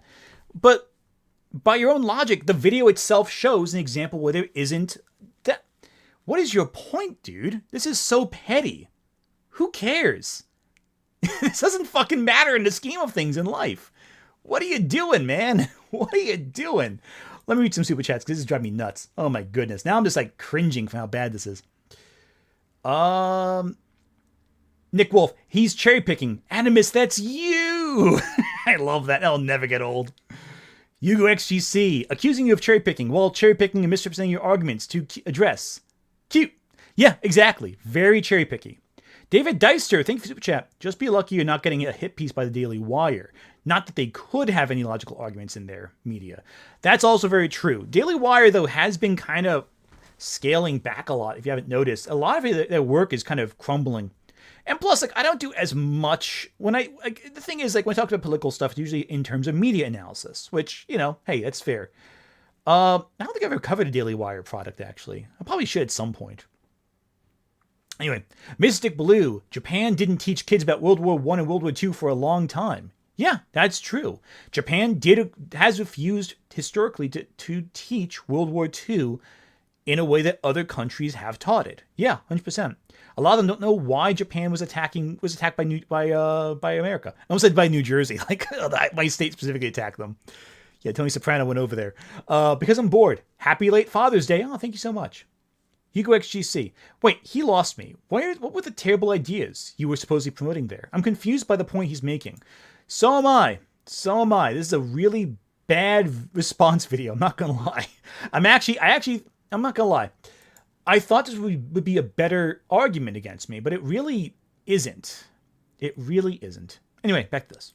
For the actions of a few using the highly subjective opinion of an individual.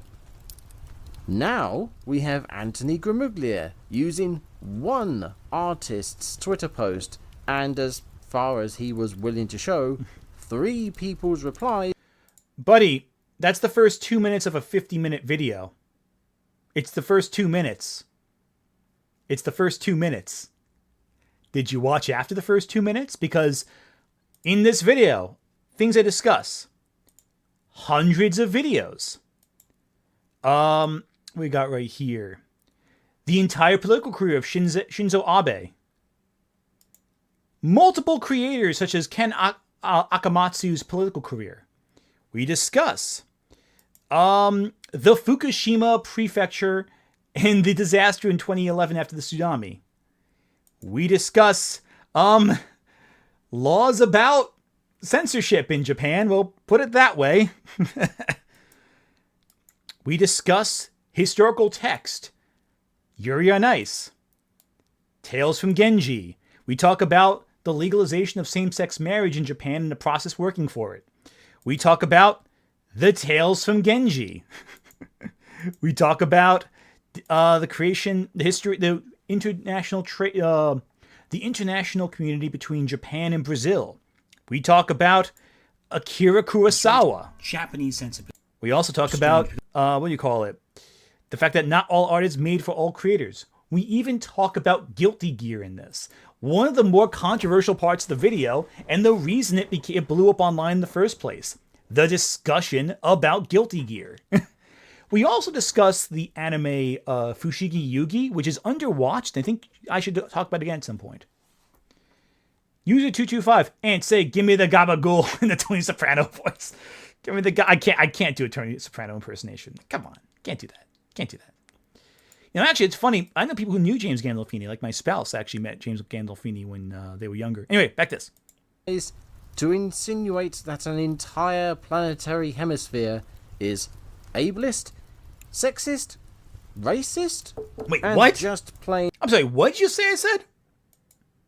As far as he was willing to show, 3 people's replies to insinuate that an entire planetary hemisphere is ableist, sexist, racist, and just plain anti-inclusive.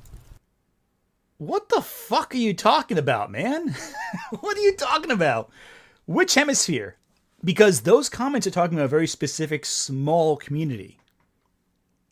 Not the entire hemisphere of people. Is there any ambiguity on this? Let's take a look.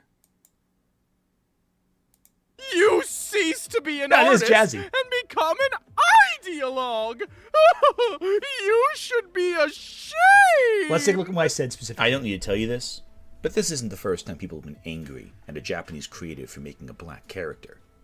We saw Pokemon receive similar backlash. A mod was made to whitewash Nessa from Pokemon Sword and Shield. Literally a minute later, a second later, includes this example.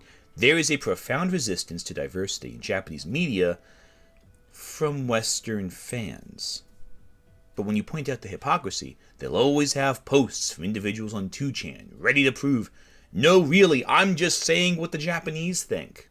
Those 5 posts reflect the opinions of a nation of 100 million people. Yeah, sure, buddy.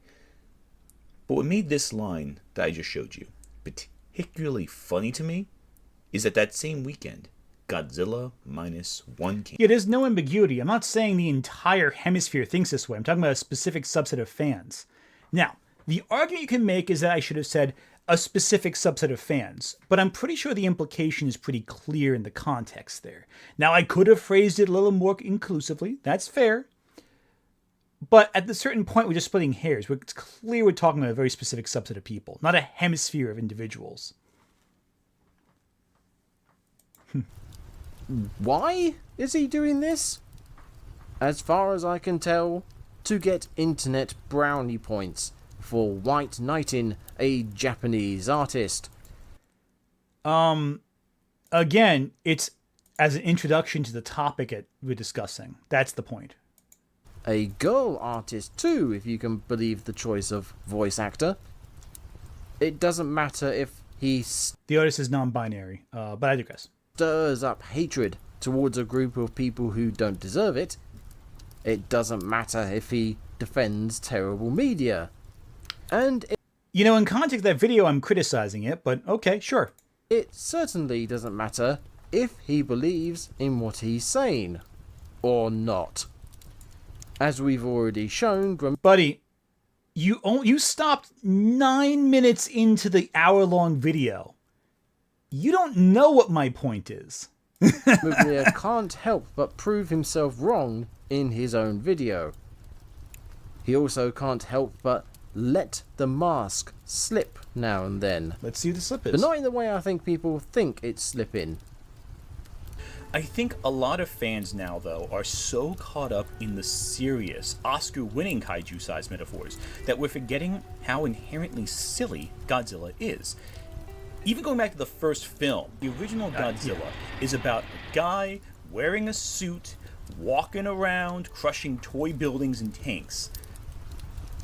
Yeah, it does have that happen in it. And if you finish my clip, you would then hear me talk about the metaphor and allegory. It's funny how when you take ideas out of context, there's more to it than that. It's funny how when you only include about 5 seconds of a clip, you leave out some key details. Why did you cut the clip that way, by the way, dude? Why didn't you show a little ahead of it? a little after it. What happens if you show a little bit more of the clip? Should I? I don't want to because I don't want to look at my face in that shot, but I digress.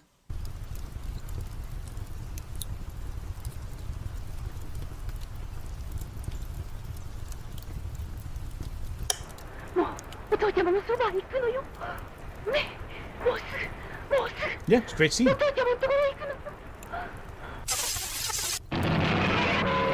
great moment there. Great movie. Yeah, they're filming him and then they get crushed by Godzilla. They all die. Yeah.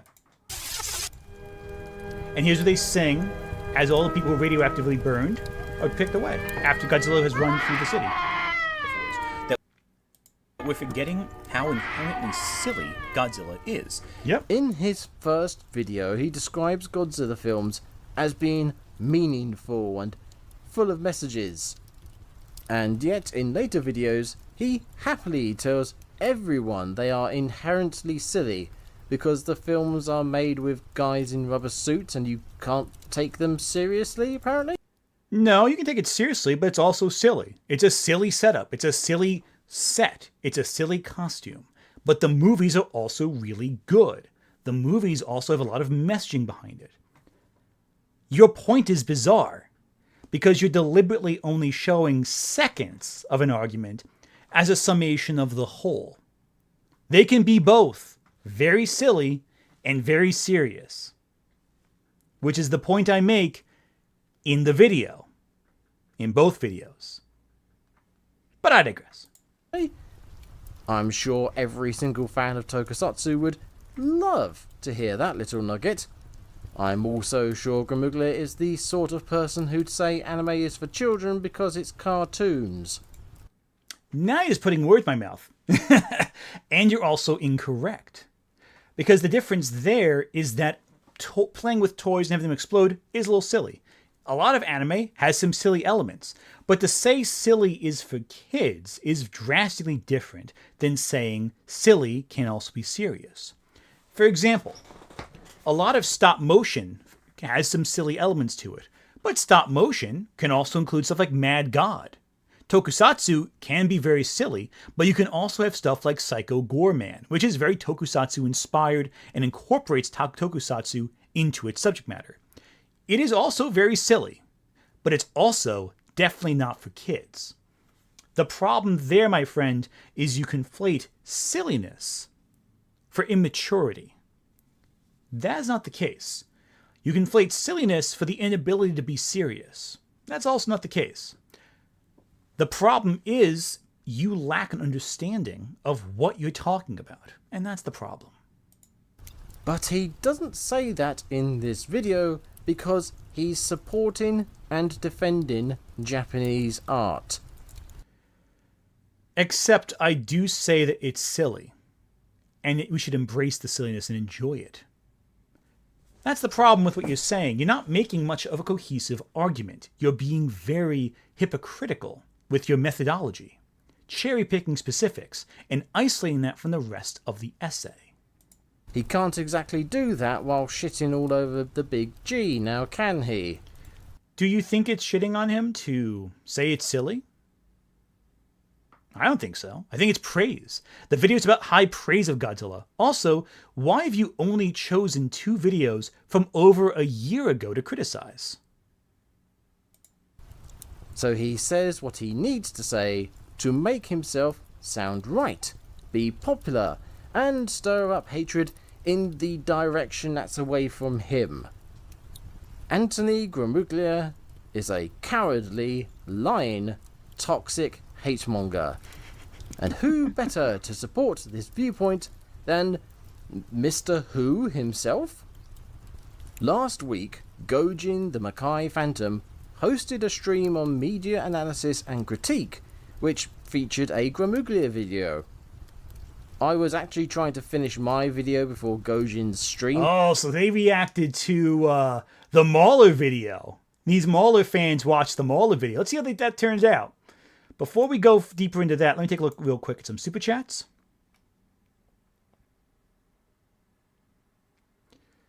Because I'm bored. Bro has less than 1,000 subscribers. Isn't this punching down? It is punching down. However, as mentioned at the start of this, he also is involved. He also messaged me about 50 times to get my attention about this video. So he got my attention. He messaged me and tagged me multiple times. So I gave him attention. Kippy, thank you, Super Chat. Wah, I'm emotionally constipated, cis man. I can't experience more than a single emotion at a time when watching a movie. Wah. That's your words, not mine there, but... Angel in Gaming. Gundam can be silly, but is also anti-war. That's also true. User225, he put words in your mouth. You should put Gabagool. Valid. You ever have Gabagool? Gabagool's pretty good.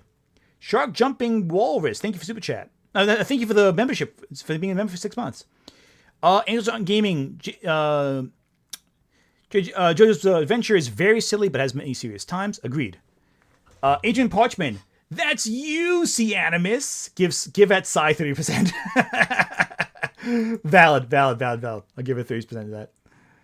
Anyway, yeah, so the thing is, it is punching down if... I agree usually, but the problem is he literally asked me for this multiple times. He begged me to react. So I'm reacting, you know?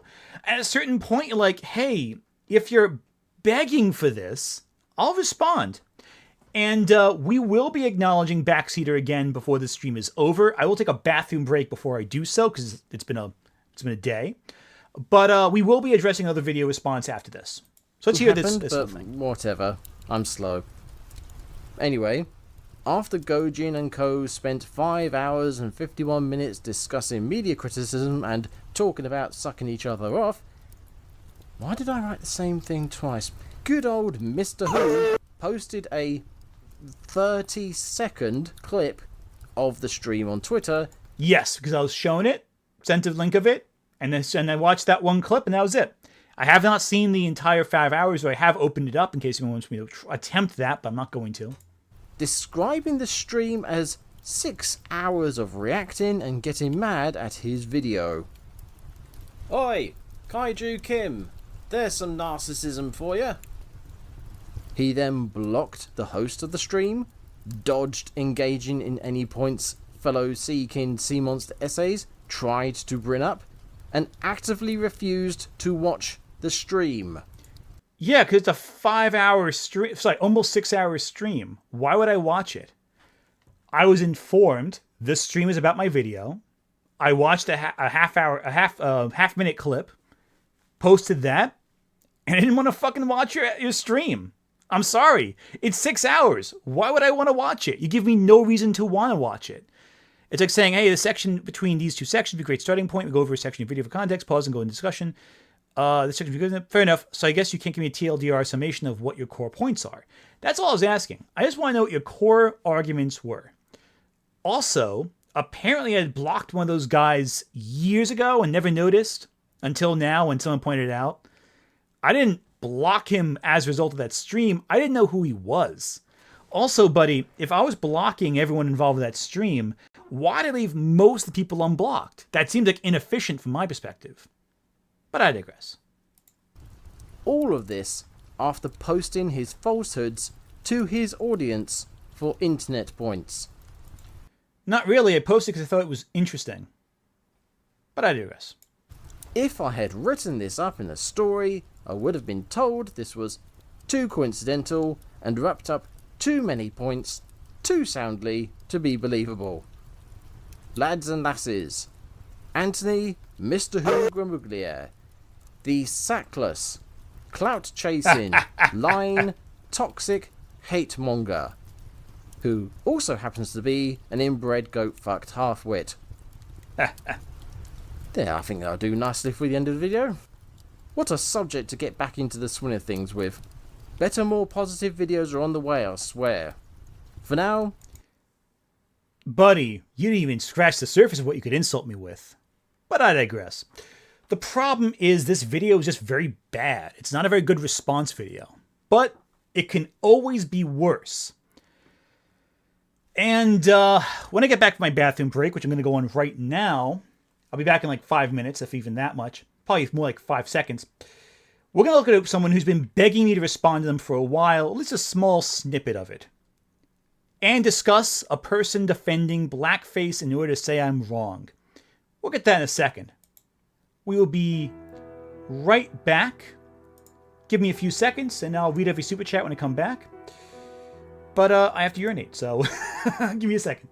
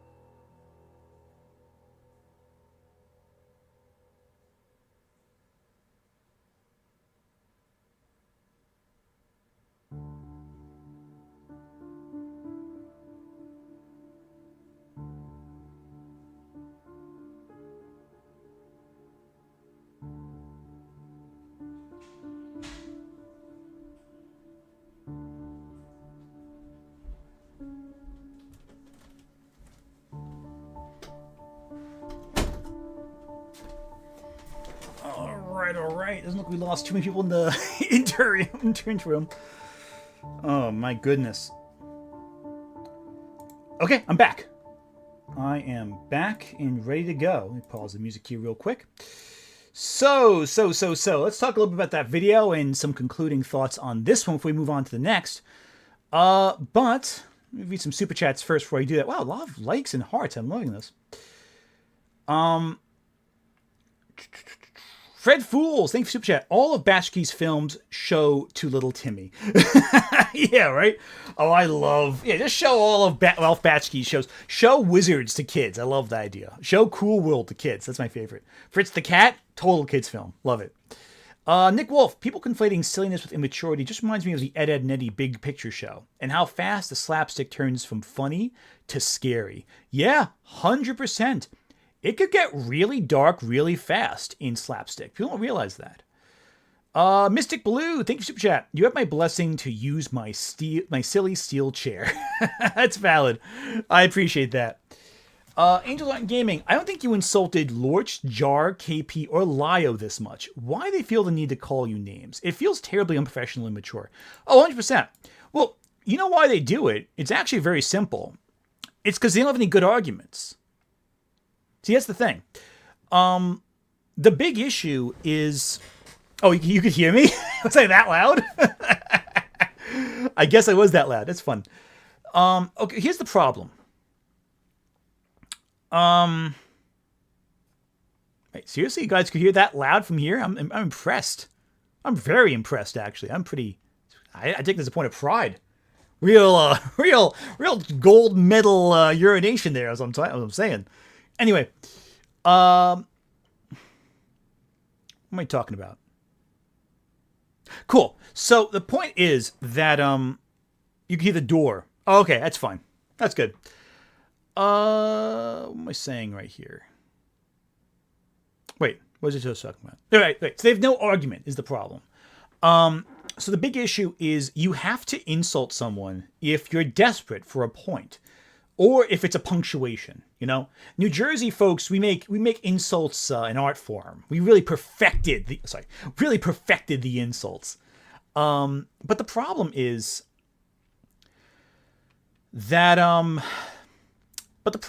that when you use insults as a substitute for an argument, it just speaks to desperation. You know, that's the issue. If you have to insult someone that much, it's because you can't actually address the ideas they're presenting. And a couple insults are fine. That's perfect. It's okay, you know, if you're being entertaining to some extent. But at a certain point, it stops being, oh, you're playing to the, as they say, what's the name? Kayfabe. You're playing the kayfabe versus, the piss thing is a stream bit from Salty Dan. Oh, I didn't know that. Oh, Salty DK Dan. I didn't know about that. Sorry. Watch enough streamers. It's apparently. I gotta get better with references. Apparently, I'm not with the old young kids and their references. But no, it's just to get attention and just make yourself sound like powerful and cool, but you're really not. And this video, it's one of a dozen. It's so many like this. Hands Gonk, thank you for joining as a member. And of course, a reminder to anyone else, if you want to join as a member and join my exclusive Discord, you absolutely can. I'll be posting a link to the Discord after the stream is done. But yeah, no. Oh, you haven't seen my video talking about my Night's Watch, and because I butchered your last name I referenced you. Dead City? I'll take a look at that. I'll take a look at that later. Oh, that's not it. Let me add your, I'll find you, Dead City. Let me add you to my watch list later. I'm going to watch that later. I'll watch it on YouTube later. One second. Let me get you up real quick here.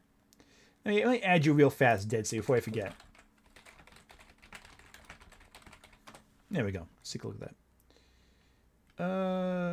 Can't find it. It's okay. It's okay. I'll just do it like this. Why don't you listen to me, system? Okay, that's fine. I'll find it later. Okay, cool. So, but yeah, no. So, that's all well and good. But there's someone else who I have kind of ignored for a while that I feel like it's worth just acknowledging him, because I think he is quite the fan. And he has put, over the last week, about 3,000 messages in my inbox, I think is fair to say. So I think, you know, no, don't do it. Okay, fair enough. I'm sorry, Dead City. It's okay. Dead City, right? Dead City. Yeah, go. Yeah, so someone who put like about 3,000 messages in my inbox over the last week on social media and various platforms, begging for attention, and now he's gonna get it. So let's talk about apparently this guy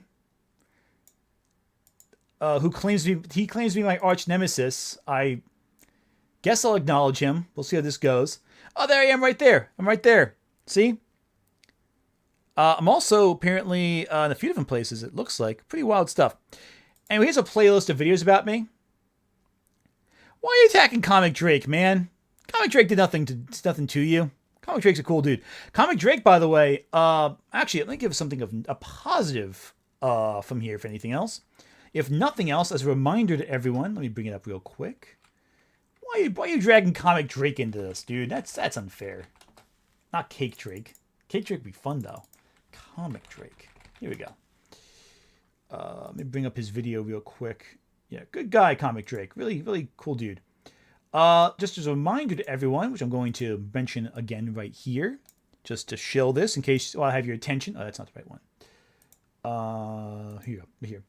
I'll be taking part on July 28th for Comic Drake's big charity event, Comics for the Cure, alongside such YouTubers as Blurred Without Fear, Alex Lemon, Lazing PSM, Comic Drake, of course, Comic Crackle, Comic Tropes, Critical Rants, Dare to Entertain, Deja 2, Godzilla Mendoza, Imaginary Axis, Simplicity Pretentious, Linkara, Mary Marvelite, Michaela J. Laird, Mullet Man Comics, New Comics, Solid JJ, and Troyo Boyo 17 for a fun little trip down comic into comic YouTube apparently. And we're going to raise money for charity. It's going to be a great time. It's going to be amazing. I'm looking forward to that. It's going to be a lot of fun. So yeah, that's going to be fun. Yeah, he's like a big stalker of me, this guy. Not Comic Drake. Comic Drake's cool. This dude right here. And he has a playlist of videos about me. Let me see what I can find. If you see it first, point it out. He has like a big obsession with me, it looks like. Not a whole lot of views, though. So I didn't want to ever punch down because it would be unfair. You know, it's kind of like, why would I bother criticizing someone? Oh, here you go. Full playlist. Let's take a look at that real quick. Who has so few of a presence. But he has 21 videos on me. Oh, June. Not July 28th. June 28th. June 20th. I'm so sorry. Yeah. So he has 21 videos about me, which I've clicked on a couple of them, seen what he has to say. It's not particularly... He also attacked Kyla T, apparently. It's ridiculous. Yeah, no, he's a weird one. This one's a weird kid. But, one thing I want to do to prove that I feel this guy isn't really worth anyone's time is I'm just going to show you the clip where he defends blackface. That should be enough, I think. I think if I just tell you he defended blackface, that should be enough to discredit this person forever. So I'm just going to do that. Once. Where were you? Ah, here we go. Forced diversity doesn't work. So. It's about where it is. So, for context, the backseater's entire gimmick is he gets onto a Discord call with people and just starts yapping. That's his whole thing. He streams it. There's no production value. It's very poorly done. And it's not really that good. Again, very few views. I don't feel particularly compelled to mock this guy too much, so I won't. But I am going to show you the clip where he defends blackface. Now, for context, this video right here is one of my more popular ones, I think. Here, let me bring up... You're no longer irrelevant, so let me just move away from you. So for context, this video is right here. Oh, wait, we're live. Wow, almost. If everyone watching could leave a like, that'd be fantastic. The video in question he's responding to is this one right here. John Money was a New Zealand... This video right here, which he's responding to, I can tell right now. So I can see, wearing the same outfit, same haircut, same everything. And unlike the Godzilla video that they were talking about, I actually know to light myself on camera, so it's good. Now that video, that screenshot still is pretty weird, though. I'm not gonna lie. Anyway, let me read a few super chats before I finish this guy off. He always insists that I'm lying about saying he said blackface, defended blackface in a video, but I'm just gonna show it to you. Nick Wolf, there's punch down and then there's talk shit, get hit. Yeah, you know, in this case, it's talk shit, get hit. Look, you can only shit talk for so long until someone decides to call you out on your shit. So let's do it. Let's get spicy today.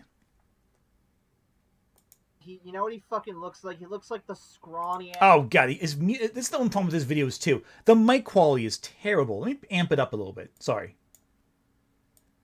Ass nerd from Dead by Daylight. I forget his name. He's like one of the earliest characters. Here we go.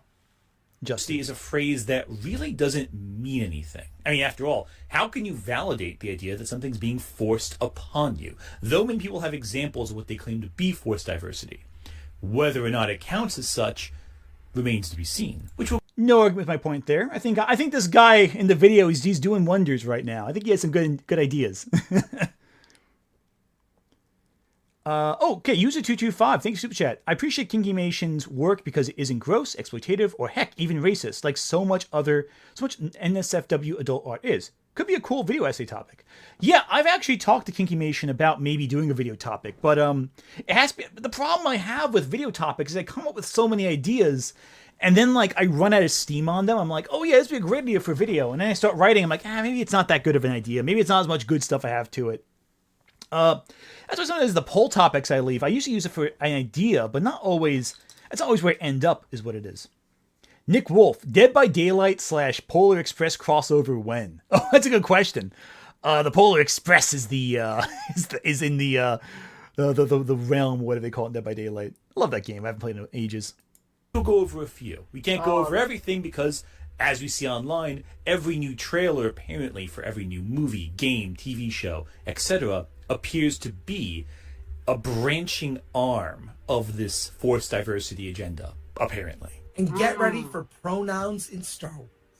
Oh, no. I love how Chris Gore has shown up in like every single like anti-Star Wars fandom since like the mid 2000s. Like he was in that documentary, The People versus George Lucas, hating on the prequels and hating George Lucas, and now he's showing up whenever the sequel talk comes up or the Acolyte comes up, hating on Disney, saying we should bring back the George Lucas. It was so great back in the day. It's great stuff. Sai, thank you for Super Chat. You can always revisit older scripts you've abandoned. Fresh eyes might give you a new hook or angle. That's a fair point. There's a couple I have revisited too. For example, in my Mahler video response, there's that segment about the It's a Wonderful Life, right? That one segment about that scene in It's a Wonderful Life, how it's an error. I wrote that specific thing back. It was going to be my 4th video essay about It's a Wonderful Life and errors in filmmaking. But I just sat on it and didn't use it and then like brought it back when needed. Yeah, I'm also a prequel hater. I'm not a big prequel fan. I think Attack of the Clones is one of the worst Star Wars films ever, if not the worst. Because it's so boring to me. It puts me to sleep. I can't sit awake for Attack of the Clones. It's just too dull for me. Worse, I think, than Rise of Skywalker, because at least Rise of Skywalker wasn't boring. For me, a film being boring is the worst sin it can commit. So even if it's completely idiotic and dumb, that's better for me than being dull. Like if it's dull, that's worse in my opinion. Yeah, so here's the problem too. Because of the way they record all their stuff on this video, all the audio is echoed on his side. That's something you gotta keep in mind. Nick Wolf, unfun fact. Chris Gore followed me on 2010's Twitter. Oh my god, I'm sorry. That's rough. Chris Gore is an odd fellow. I don't even know what his intentions are. I think he just kind of drifts around from conflict to conflict. Hey, if you just like Attack of the if you like the prequels, that's fine. I just don't agree with it. That's all it is. Like I get it, but I don't agree. You know what I mean? I do like Revenge of the Sith though. I like that one quite a bit. Anyway, back to this video. So I want to get to the point here. He's going to make. So forced diversity, a phrase I don't think really means anything, but the ideas behind why this seems to be pushed so hard, I find fascinating. I think it's important to consider why people are so quick to accept this as a point of view that's legitimate, as well as what this implies about the critics who keep insisting that forced diversity is a problem. Why do we parrot this idea? Undeniably, the modern... Why did you tell him that before you blocked him? Who'd I block? I don't know who I blocked specifically. Discourse surrounding forced diversity is far Randall, who did I block? I'm not sure what you're referring to. Older than people realize. Really? It's not just something from when Ghostbusters came out. This is a centuries-old discussion. My name is Lawrence. Oh, here we go. So this part right here is going to be about Othello.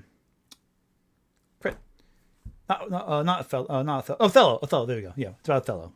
Olivier, in a very short time, referred primarily to the Arabs and the Berbers. Wait, they skipped something here. Hang on, they skipped something here.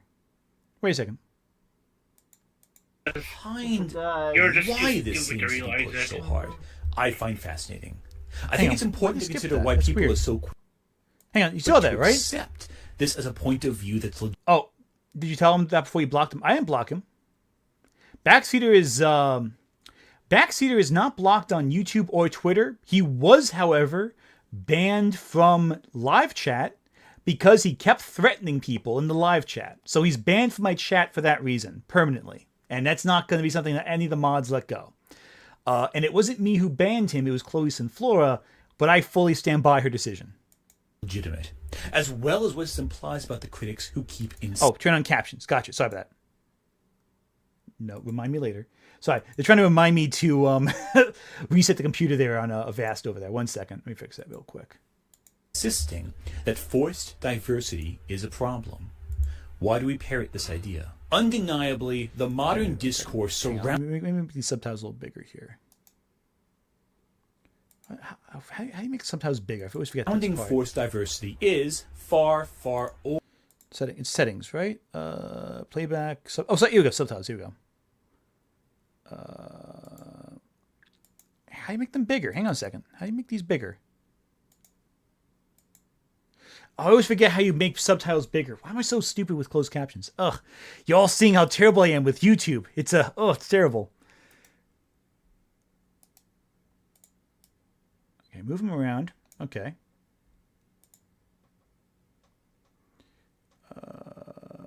Quality. No, it's not quality. No, not sleep mode. Subtitles. Options. Here we go. Cool. Sorry. Where are we? Large. Font size. All right. There you go. Cool. So you can see it more clearly. There you go. Older than people realize. Really? It's not just something from when Ghostbusters came out. This is a centuries-old discussion. My name is Laurence Olivier. Yeah, right here. It seems to skip something, right? Primarily to the Arabs. Yeah, see, they skipped something. What did they skip? 1 second. Let me take a look at that.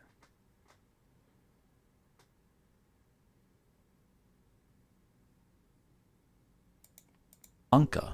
But the core feature, not white people. So, this idea. Right here. Undeniably, the modern discourse surrounding forced diversity is far, far older than people realize. Yeah, he skipped something. Right it's not just something from when Ghostbusters came out. This is a centuries-old discussion. My name is Laurence Olivier.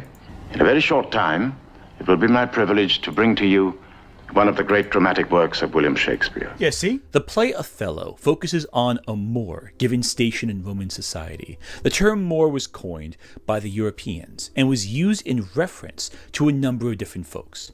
On paper, however, it referred primarily to the Arabs and the Berbers. Yeah, he skipped past the entire explanation of what Othello and the Moors are. Wow, okay. And the Berbers. But the term also widely was used in reference to inhabitants of North Africa, and even as far east as the people living in South Asia and Sri Lanka. But wow, they just skipped an entire point I made. Huh. Did not realize that. They skipped a massive chunk of my argument. Who needs context or even knowing what play we're talking about?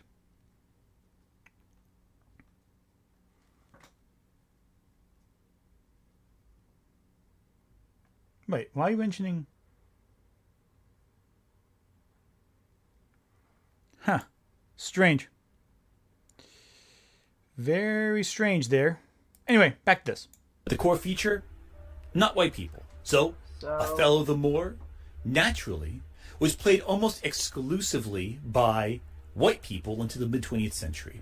They were in blackface. Significant blackface. There were exceptions, of course. Ira Aldrich was the first black actor to play Othello in 1825 at London's Docklands, before moving on to larger and bigger productions. You had Paul Robeson, James Earl Jones, Avery Brooks. Lawrence Fishburne was the first black actor to play Othello in a film. And that was in the mid-90s. Yeah, it took that long to get a black person to play a black character. And to let person... Well, here's the thing, too. It's really strange. Here's one of the reasons why I don't bother with ever addressing anything the backseater says. He's just saying so. Well, it's obvious what the point is. We're talking about how long this topic has been a discussion in terms of media. Talking about how it was so rare for black actors to play a black actor. Yeah. It's pretty noteworthy. And who played Othello before him? Anthony Hopkins. I pray you, in your letters, when you shall these... This was the 80s, by the way. This is Anthony Hopkins, not necessarily in full blackface, but wearing some heavy bronzer in this BBC production of Othello. But let's see what our friend here reacts to it as. Lucky deeds relate. Speak of me as I am. Yeah, this may be cringy, but it's a little... Well, it's not, because we're not little thin-skinned bitches like you who immediately go, oh my god, blackface, better fucking destroy it. Oh my god. I mean, hell, my mom's family, they don't do this anymore, but like the people, the ones who are dead now, they did fucking blackface. I don't see him. Olivia, he was even worse. Oh, wait, you skipped past that there, buddy. It looks like you're trying to edit around it. Oh, he tried to edit out his defending a blackface. Oh, he tried editing it. That's what he did. Because that's an unnatural cut. He tried to hide the fact he defended blackface in this video. Ah! Again, okay, let's unpack that for a second. First off, saying that not liking blackface makes you like a pansy, that's ridiculous, first and foremost. Saying it's only girly men like you don't like blackface. I'm like, buddy, it's blackface. This isn't the kind of thing this isn't the place you put a stand in the ground and say, oh, I'm going to defend the topic of this extremely racist practice with centuries of history behind it. Secondly, why did you say your family did blackface? Why would you ever say your family did blackface? Why would you ever do that? Why would you ever bring that up? Dude, what moron? Use that as a defense when someone says, hey, this was a bad practice historically. No one asked. It was unprompted. He did it himself. And this is why I don't take him seriously. He's a joke. You can make 21 videos about me, but the moment you defend blackface, that's it. I don't care what else you have to say. If you hear about a historical history about a role, how it was performed historically, how it was done throughout the course of history, and I say, hey, white actors playing a black character isn't cool, and your reaction is, well, my parents did blackface, what kind of defense is that? That is embarrassing, my dude. That is horrendous. Why would you ever say that? This is the dumbest critic I have ever heard. No single person should ever defend blackface under any circumstance. There's no defense of it. It's indefensible. It is indefensible. Sorry. That's it. And the fact he was so eager to say it is so funny. And the fact this video is so awkwardly chopped up indicates he used YouTube's video editor to hide most of it. Okay, Yugo XGC. Ah, racism is manly. Interesting take there. Yeah, right? Like, what is your point, dude? Oh my god. Sawesomeness. I want to see this guy review a Spike Lee joint. Can you imagine him watching Drink the Blood of Jesus, which is itself a remake of Ganja and Hess? Can you imagine that? Can you imagine doing that? That'd be hilarious. Oh my god, I love this. Like, again, yeah, this guy's American. I'm reasonably confident. And look, here's the thing. I am not saying that your family should have a spotless history. Every family has had people in their family tree that have done terrible things. Undeniably so. But the question is, why would you share that in a discussion about Othello? Oh yeah, rare Ganja and Hess mention. By the way, if you have seen Ganja and Hess, you really should watch it. It's a very important film in the horror community especially, and black cinema as well. So actually, okay, this is a stream. Oh, there's a live chat. Hang on, there's a live chat here. Let's take a look at it. Oh, so actually, Sai, there is a live chat. Let's take a look what the live chat said. So Sai, here's his live chat replay.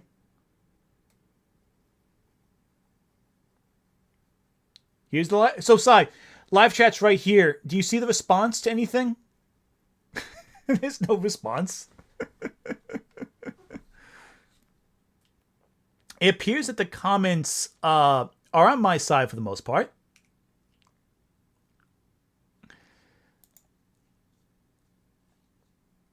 So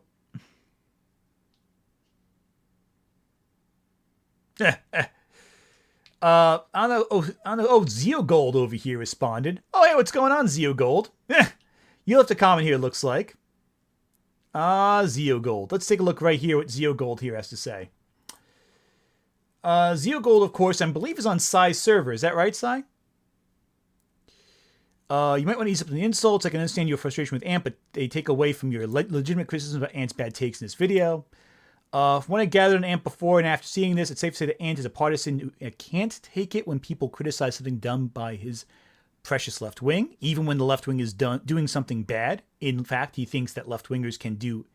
In fact, he thinks left-wingers can do anything bad. That's an odd take, considering I criticize the left also. Thanks to your stream, can add tourist and being intellectually dishonest, the thing that best describes Ant. Ant will more than likely call you and your buddies on your stream panel right wing for responding to the video, but don't let it get to you. Ant calls anyone who disagrees with him or something that he likes right wing. In fact, he has called a known left wing extremist right wing. I'm assuming you're talking about Lily Orchard there, who I say is right wing because she defends the relocation of native populations in Canada. You show promise that you and your pals will make more engaging, amusing content in the future. Cool. Thanks, Zio. I'll make sure to mention that in Sai's chat later. So, that being said...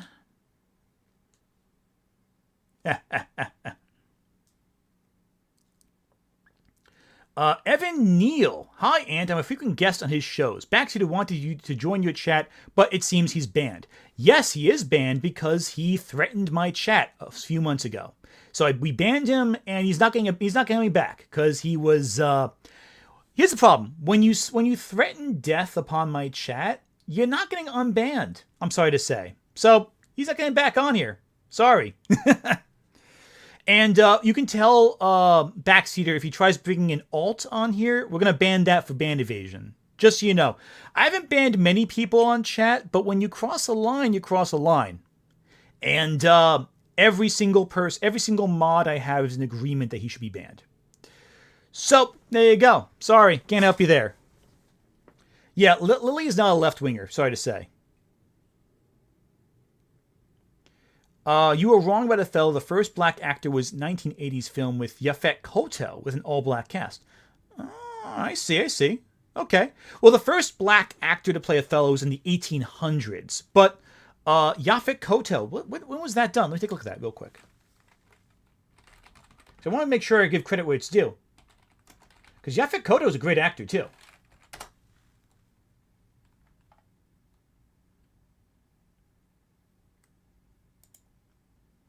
Was this a... now, was this a film, or was it like a film stage production? Huh. You know what? Yeah, that's a fair point. You're correct. That is an error I made. Yeah, Yaphet Kotto deserves credit first. Let me bring it up right here so everyone can see it. Yeah, Yaphet Kotto beat... by about over a decade from Lawrence Fishburne. Yeah, that's correct. Okay. I am mistaken on this one. That's a fair point, and I'm proud and I'm happy to be wrong. I have never heard of this version before. Yeah, Yaphet Kotto, if you don't know, is a very well-known actor. He was in Alien, for example. He was in Nightmare on Elm Street Part 6. He was in The Running Man. I forgot about that. Oh, yeah, he was in Midnight Run. Forgot about that, too. Okay. Yeah, his whole list is incredible. Crud. Hang on. All credit. Sorry. Actor. I went to click on actor to highlight it, not delete it. Here you go. Homicide: Life in the Streets. Great show. Law and Order. Great, classic. He was in... Oh, The Puppet Masters. Okay, it's not The Puppet Master. My mistake there. He was in Intent to Kill, which I've seen. Freddy's Dead, which I've seen. Jigsaw Murders, haven't seen that. Midnight Run, of course. Murder, She Wrote, she was in. He was in Perry Mason, of course. Running Man, I've seen years ago. Desperado, seen years ago. Eye of the Tiger, I think I've seen that one before. a lot of great movies. The A-Team. Yeah, and of course, Othello. Yeah, great actor. Deserves all the credit in the world. You know what? I apologize to the great Yaphet Kotto for failing to remember that film or even knowing about that film. That's incredible. All right, back to this. So thank you, J.H. Le Matotier, for pointing it out. You can see the live chat if you play the video. Okay, let's take a look at the video. Play it right here. Now, what's interesting is if you compare the reactions from critics at the time of these early There's no live chat performances of Othello, you see very much the same rhetoric you see today No with comments. any Okay. actor of color.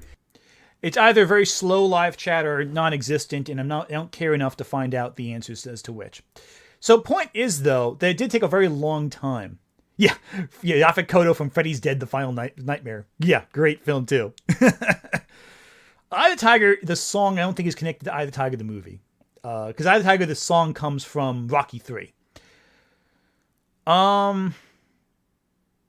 Yeah, Chloe banned Backseater initially, but I stand by that entirely. He was threatening people in chat, so yeah, get fucked.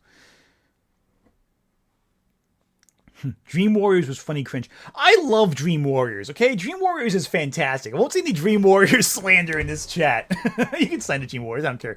But like, I do love that film. It's a lot of fun. It's probably the Nightmare film I like watching the most of the sequels. I still think the original is my favorite though. But Dream Warriors is great. Dude sounds absolutely sloshed. Okay, that's cool, I guess. But yeah, no, so that's the issue here. He defended blackface. And, you know, his criticisms of my video otherwise just aren't that good anyway. Let's click to a random segment here. Let's play a little bit more out of this. Oh yeah, in my dreams, I'm badass. is such gender... That's valid. I love Dream Warriors.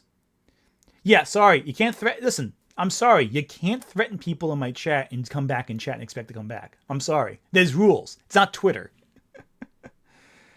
Yeah, no, John Waters, though, is some good stuff. Open the prime time, bitch. Love that movie so much. Every line is great. I will give you credit. Lawrence Fishburne was the first mainstream film. That's also true. Yeah, so basically between Yaphet Kotto, I guess it was like an underground film. It must have been, because it looks like the stills don't look particularly like polished, so it must have been like a very low budget adaptation, which is a shame, but you know, that was how it was, unfortunately, until fairly recently. Yeah, so that's why I don't take this guy too seriously. The moment you defend blackface, that's too late. I'm sorry. There's nothing else you can do. I don't understand his obsession with you. Yeah, I don't either. I'm his first video, apparently. Take a look. The first video he did was about me. So, I never heard of this guy. I never knew what he did. But look, oldest video. I'm the first one. It's a video response to my Acolyte review. It must be because I defended Acolyte. He's a big Star Wars enthusiast, we'll say. And then shortly after, he attacked Dane from Actual Fandom and then Organized Chaos. Organized Chaos, I know, debated him. I have no interest in debating him, though, because I don't think it's... At a certain point, you're like, well, I'm just going to hurt this guy. I don't want to do that. Hell, I put off even responding to him for a while because it wasn't worth it. He's such a small channel. It would be really... And plus, once you defend blackface, who cares what else you have to say? You know, like, that's it.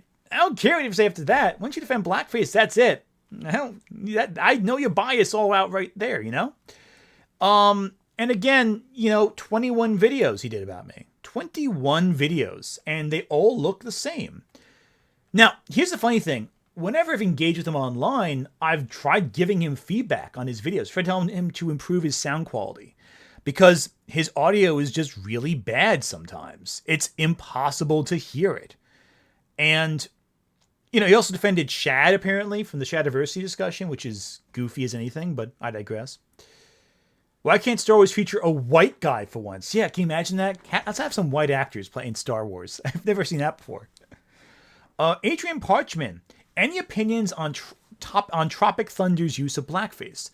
Well, I do, in that it's making fun of people who defend blackface. Like, the entire gag is making fun of people who would defend blackface.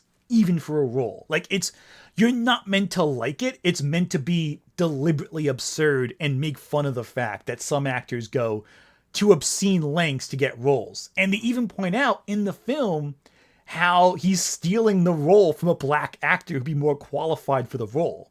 So it is the joke. People act like the joke out of context is offensive, and it is offensive, but it also is making fun of people who would defend blackface. You know, it's great. It's one of those things that's so well done, people miss the point. Tropic Thunder is a very funny movie. I think a lot of the humor goes over people's heads because it's like, oh, it's just the funny, inappropriate joke, but really it's a lot of clever humor there. It's always so funny. It's always Sunny in Philadelphia also is blackface, but it's also like, that's the joke, that they're doing blackface, that they're horrible people doing blackface. Apparently, again, a lot of this is not worth worrying about. A lot of it is very underwhelming.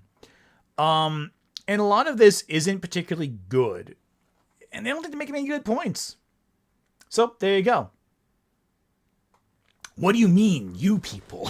I love that. Tropic Thunder is really funny. The Gekko Man, I think you missed my super chat by 15 minutes ago. Oh, hang on, let me take a look. Sorry, man. Let me take a look. I'm going to read some super chats right now. I'm so sorry. I don't think I've done any super chats for a little bit. Let me take a look. Oh, here you go. I see you now. Yeah, so I haven't done the last three. So, okay, the Gukuman. Sorry for not responding to this sooner. This is a tangent, but did you bring up Patrick Stewart playing Othello as a white guy with an otherwise all-black cast in your original vid? Thoughts? I did not bring it up because I wanted to keep it tightly focused on the specific examples of Othello historically, but that's a good inversion. And I think it's a really clever play on the original text. I think that a lot of Shakespeare really does a good job at reinterpreting the text. And what that does, I think, is highlight to a different audience the distinctness of it. It kind of forces you to reevaluate the text in a way it's interesting. So I do like that version. I think it's really clever. And I think it's insightful how they play that. Othello should be the outsider in the group, ultimately, is what it should be. That's one of the key themes of the play. And that should be displayed visually with his appearance. So, I think it's important.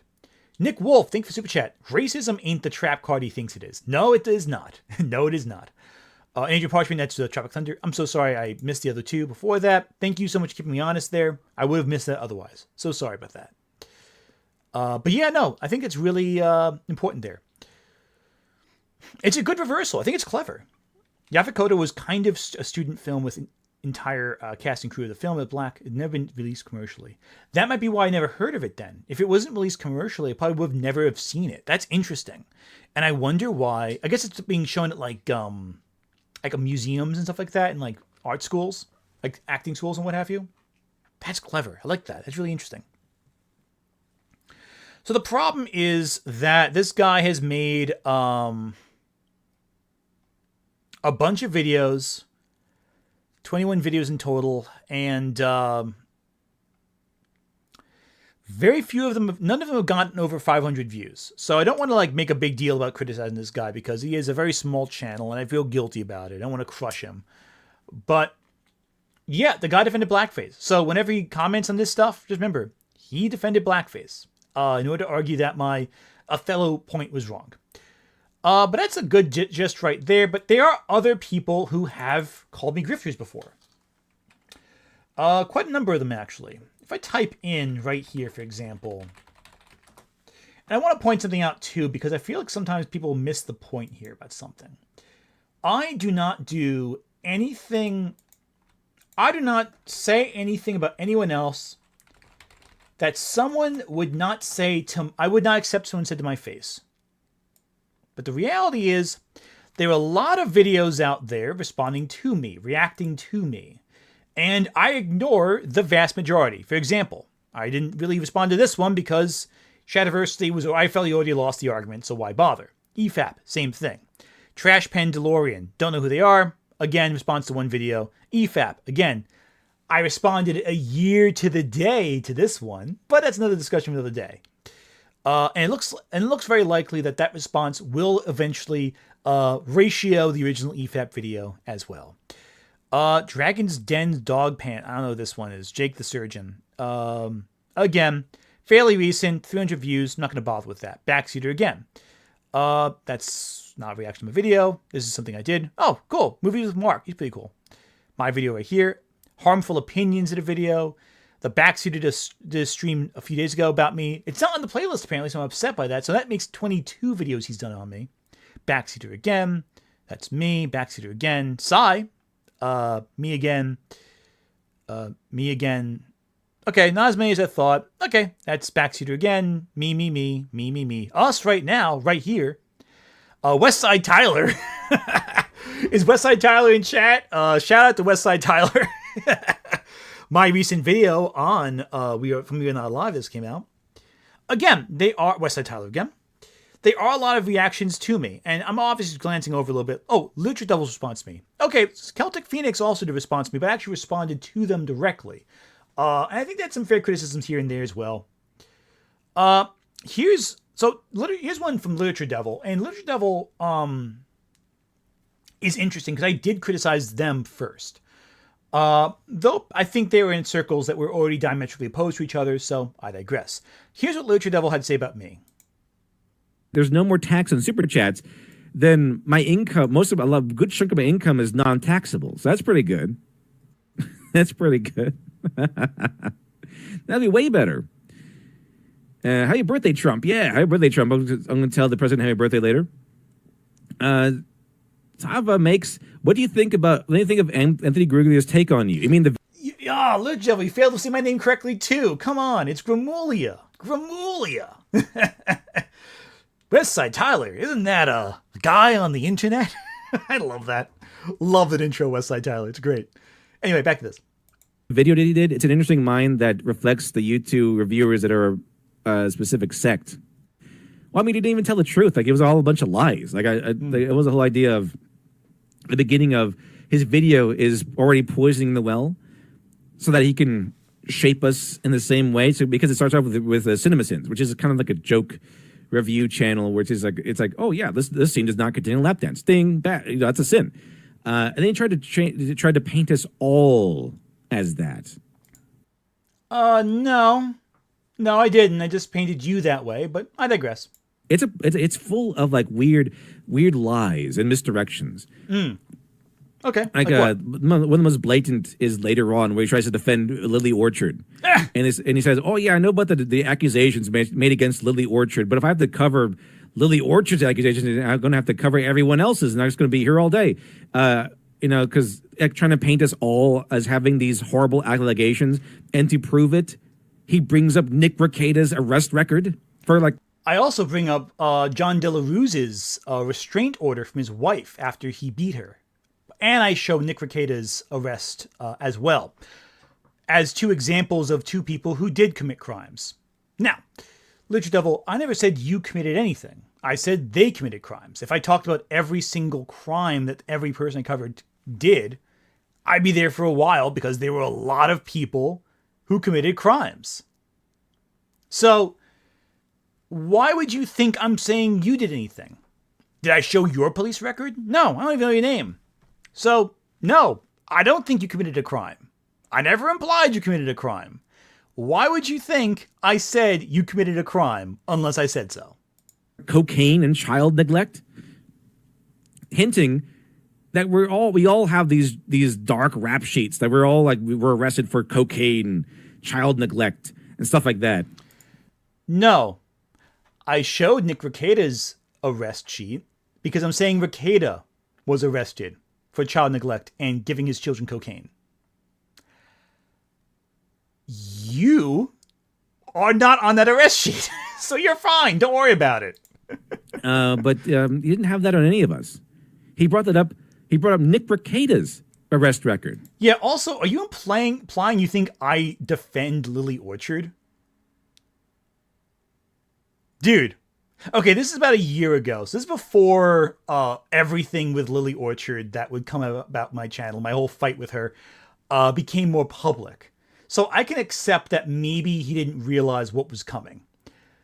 But like, why would you feel like I accused you of a crime when I specifically mentioned Nick Rekieta and John De La Rusa's actual crimes that got them police records. It's a public record, by the way. You can look it up yourself. Why would that matter? Why would anything but that matter? Or his arrest. Guess who he doesn't talk about in the video, Chad? He doesn't even mention Nick Rekieta. He doesn't mention Nick Rekieta until it's time to break up his arrest record. But he only did that to smear the rest of us and to kind of like kind of hint that I guess he doesn't connect it with. Oh, look, here's everyone else. Here's Air July's rap sheet. Here's Literature Devil's rap sheet. Here's all this stuff. No, he brings in Nick Rekieta, a completely detached party from the video. I also brought up John De La Rusa's arrest sheet. Did you see that one? Also, I didn't bring up Eric July's rap sheet or your rap sheet because, as far as I know, you don't have rap sheets. Like, the reason I didn't show it is because I don't think it exists. Why would I lie about you guys? I'll just tell the truth, which I think your guys are grifters. But the thing is, if I didn't show your arrest sheets, that's because as far as I'm aware, you don't have arrest sheets. That's it. That's the point. So there you go. Just to smear the rest of us with his crimes. That's the level of dishonesty you get from Anthony Miglia's video. Dude, what the fuck are you talking about? Seriously, what are you talking about? I never accused you of anything. This is bullshit. You are so full of shit, my dude. It's completely dishonest, and it's like it takes a little snippets from all of our videos, and without showing the full context at all. And when he does answer something that a claim that we said that specifically I say, he just outright doesn't understand what I'm saying. It's like, oh look, if I just plug this in here, if we switch this up, it's like completely soy boy nonsense, like soy boy logic. Mm-hmm. All right, what's the example? It's complete soy boy logic. It is all objectively true. It's not objectively true. I apologize. I've never discussed objective criticism since then, have I? Let's see. So it's an interesting mind that reflects the YT reviewers that are on a specific sect. I mean, it's a bad take. Like it's a dishonest take. Even Manga Common was like, dude, you try to call these people out for lying, but your entire video's lying. Why are you doing that? Why are you lying when calling out people for lying? It doesn't make any sense. Well, again, with Manga Common, we've since talked this over. So that's all good. Literature Devil, not so much. The problem is ultimately that with Literature Devil, I thought his opinions were wrong. I presented it. I said, hey, your statement on Ray is not based on objective reasoning. It's omitting a lot of details to justify your argument. Now, I do want to bring up something else that I have been holding a little closer to the chest until now, mainly because I don't have the clip. This is going from anecdotal details. Yeah, Manga Common's pretty cool. I like Manga Common. I don't agree with everything he says, but Manga Common, I don't have a... We've discussed it. He and I... We went and talked about like a lot of the issues that we had with each other's content, and then we discussed, hey, at the end of the day, we both want to talk about media ultimately. And we both agreed that it got a little too toxic in that discussion, ultimately speaking. So that's all well and good. The problem is, though, I don't think Lejevo ever acknowledged that Montgomery and I had a debate and discussion. But that being said, though, a big thing I think is worth mentioning, and this is actually, so this again is not something I can give you citation for because I was linked to a stream Literature Devil did. They since private and made all members only. I'm not willing to pay money for it, so there you go. That he did with another decently sized YouTuber. In response to my Batman video a while back in January, what have you. So I was sent the link while it was live. So I saw the live stream itself. I lurked. I didn't say anything. What ended up happening is on Literature Devil's stream, this other YouTuber who's a decent-sized figure in the D&D community, at least, he made a comment saying he acknowledged my videos. He was saying, "Oh, this guy, he's a crack. He's one of those guys who isn't saying anything distinct or new or original or interesting, and he'll be gone in a few months, guaranteed, because people get bored of his stuff." Well, I'm still here, so I'm doing something right, I think.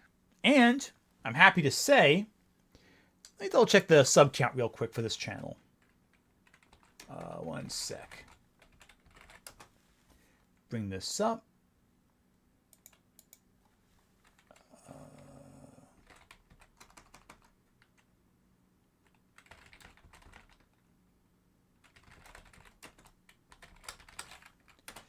Yeah, let me take a look. Oh, yeah. So let me take a look real quick at your channel there. Yes. Hang on a second. No. There you go. Yeah, let's take a look at your channel real quick there, buddy. Yeah, so let's take a look at your channel real quick. Loading Crew. Your channel currently has 87.4 thousand subscribers. And my channel has 87.7 subscribers. It looks like one of us has surpassed the other in terms of content, in terms of views. You have 1,000.2, you have about 23 million views. That's more than I do, sure.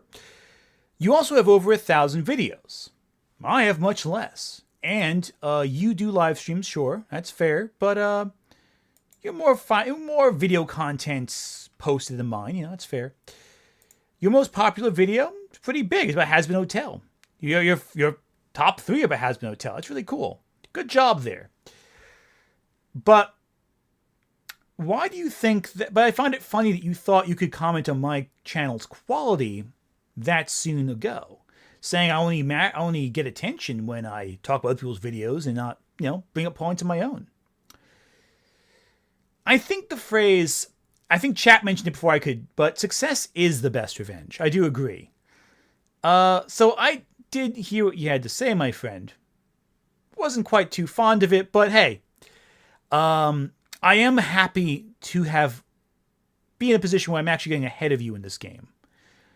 Not because of anything but being petty, but yeah, I'm petty. So there we go. A lot of people have made comments about me, and I will just keep trucking along and surviving somehow. It's okay. I don't mind. Some of my videos aren't that good. Some of my videos are great. It's how it is. I think in general, a good rule of thumb is this. If you do not issue criticism of others if you can't take it yourself. And a lot of the case, it's, hey, I have a lot of good feedback I've gotten. Hell, I got some good feedback the other day, and it's unfortunate that I got some negative feedback along the way that same day, because I was mentioning some negative feedback I received, and someone who I respect deeply conflated my response to negative feedback with a response to good feedback, and I feel bad about that. But I get a lot of good feedback too, from followers, from all of this, There's a lot of really good feedback I've gotten that has helped me improve. Even feedback I don't enjoy getting has helped me improve. A good example of that was the Celtic Phoenix stream. They criticized my video quite thoroughly. And for the most part, I didn't even disagree with all they had to say. A lot of it was like, hey, this, that, and the third I didn't like.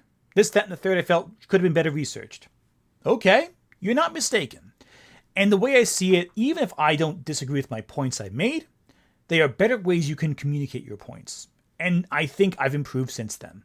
I think that my videos since then have improved and shown improvement. I think my later takedowns of Literature Devil's points as well also reflect a stronger argumenting ability. But I digress. Point is, there's Wesley Tyler again. And there's a lot of, and again, even Crimson Ender, good old Crim, has criticized my videos and done a good job at it. That's all well and good. Goddamn Malcolm. Oh, actual fandom. There you go. That's fun too. But again, a lot of feedback. And there's Mount Common, my debate there. Good, good. Again, a lot of it is... Oh, there's my old podcast video I did. But yeah, so that's the gist of it ultimately. There's a lot of feedback I get. I get criticized every so often, and that's all well and good. You should be criticized. You should receive feedback. You should be able to endure criticism. Because without that, you can never actually advance in your field. You can never get better unless you are willing to listen to feedback. That's an important thing, I think. I think it's vital. We need to get criticized. We need that.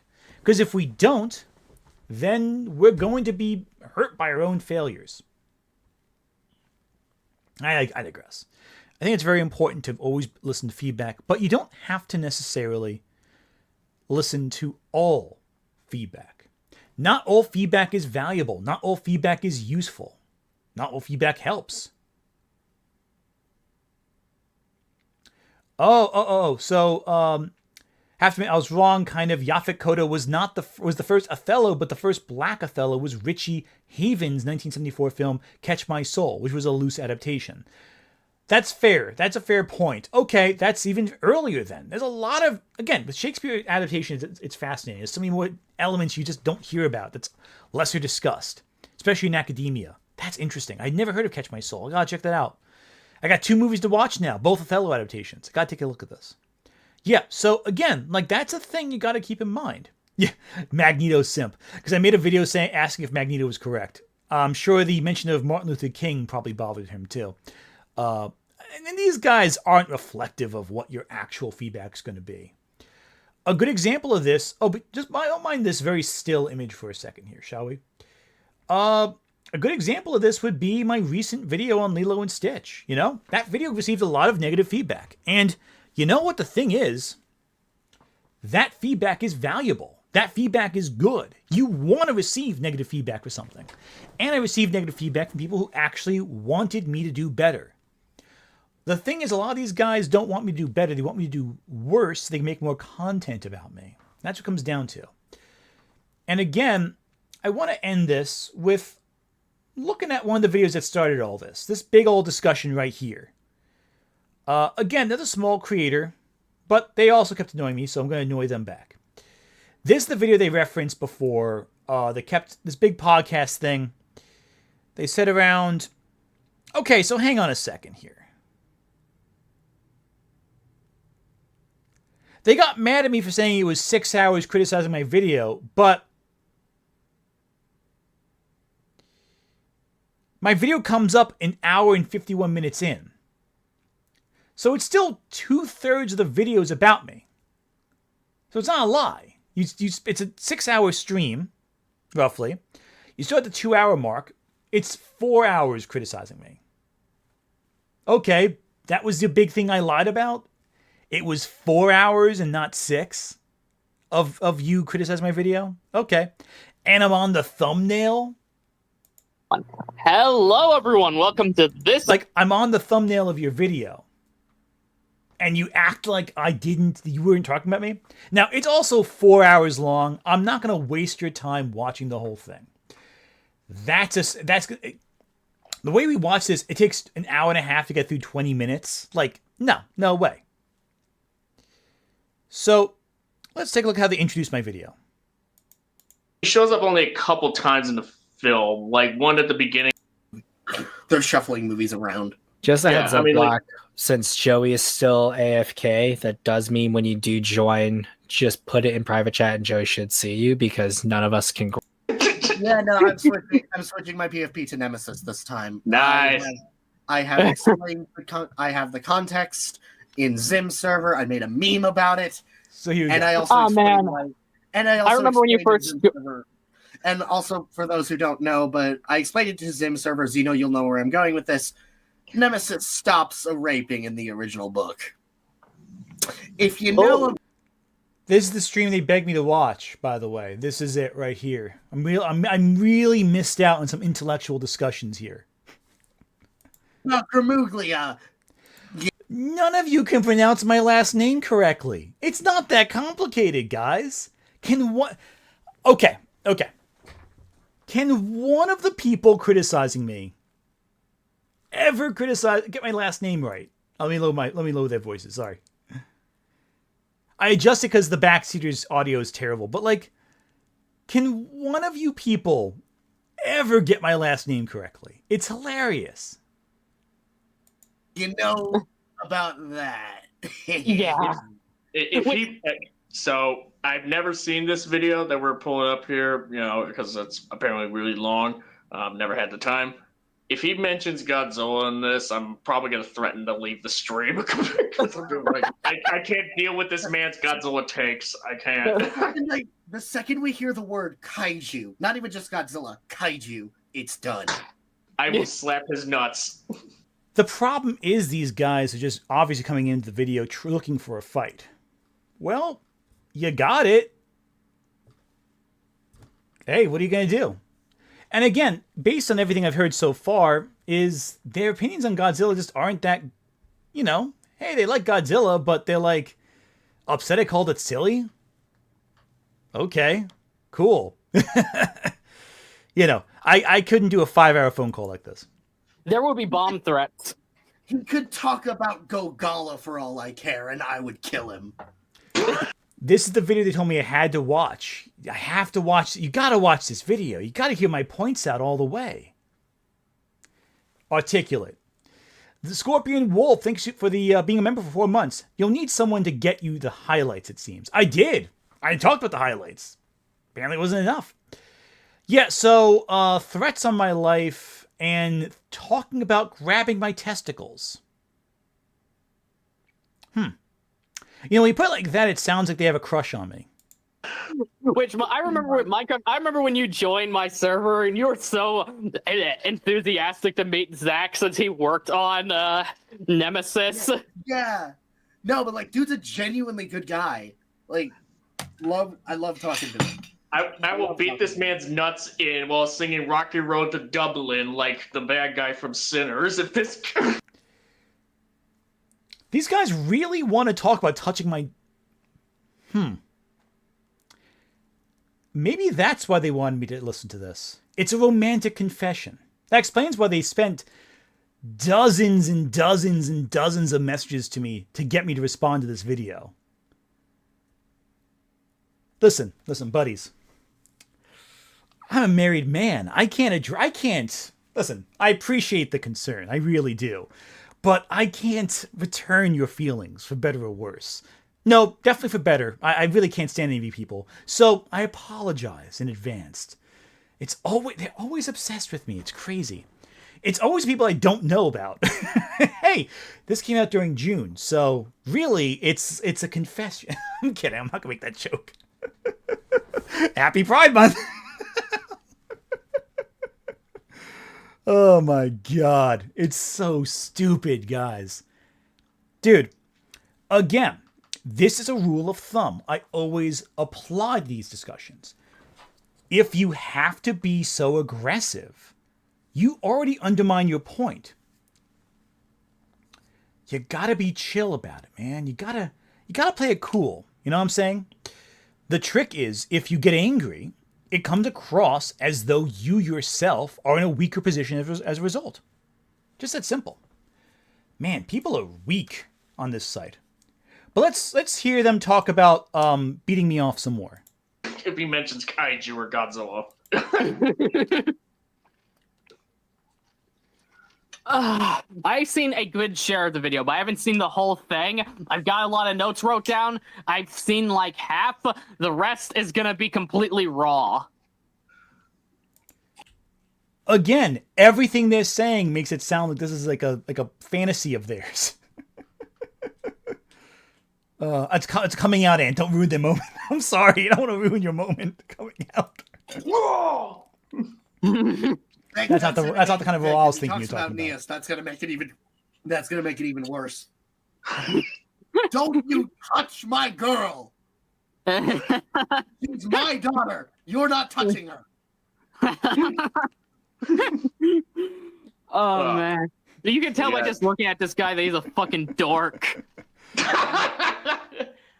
Looks like he's getting shoved into some fucking locker by bullies. It's weird. It's actually kind of funny because I don't know what any of you guys look like. It's strange. When you hide your face behind avatars, it's so amazing how people feel so confident talking about people's appearances. Also, we have beating me off, getting so angry at me with pent-up rage, and then saying, oh, he looks so stupid, and I would shove him into a locker after dealing with him raw and beating his... You see what I'm getting at? This sounds like a gay confession is what I'm getting at. This sounds very gay. Like, maybe even too gay for me right now.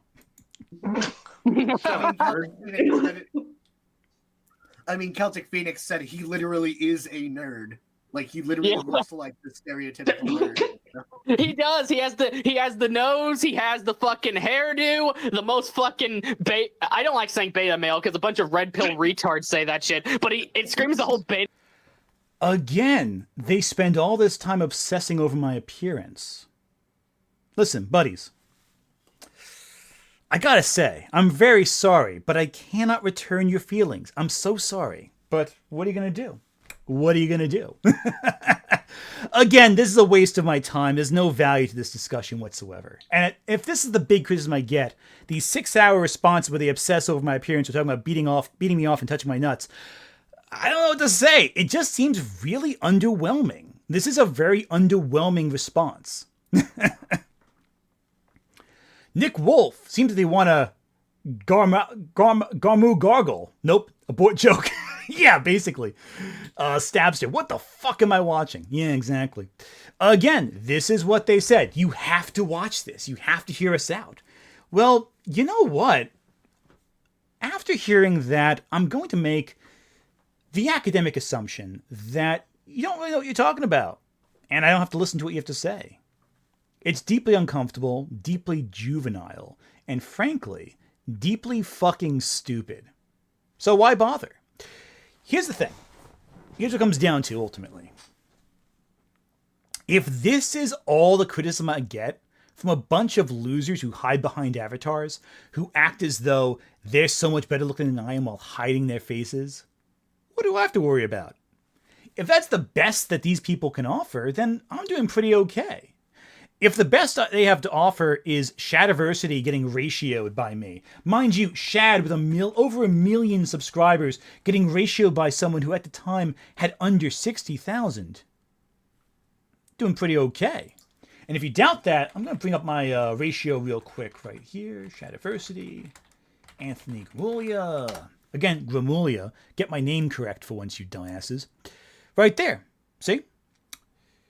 We got Shad's video. That's about 48,000 views on his main channel. And then we got my response. Quite a bit more than 48,000. And I ratioed his Night's Watch video too. 20,000. Again, Night's Watch has more subs than I do. Hey, funny how that works out. It's West. They can not call people dorks or nerds with voices like that. Also, congratulations on being pregnant. Yeah, my spouse is pregnant. I'm not pregnant. I'm not the one who has to deal with childbirth. But yeah, that's the problem right there too. They have to insist upon themselves, how cool they are, how great they are. Meanwhile, let's take a look at your channel, shall we, buddy? Let's take a look. So you got your most popular video has about 18,000 videos. Okay, that's cool. And it's in response to a controversial video.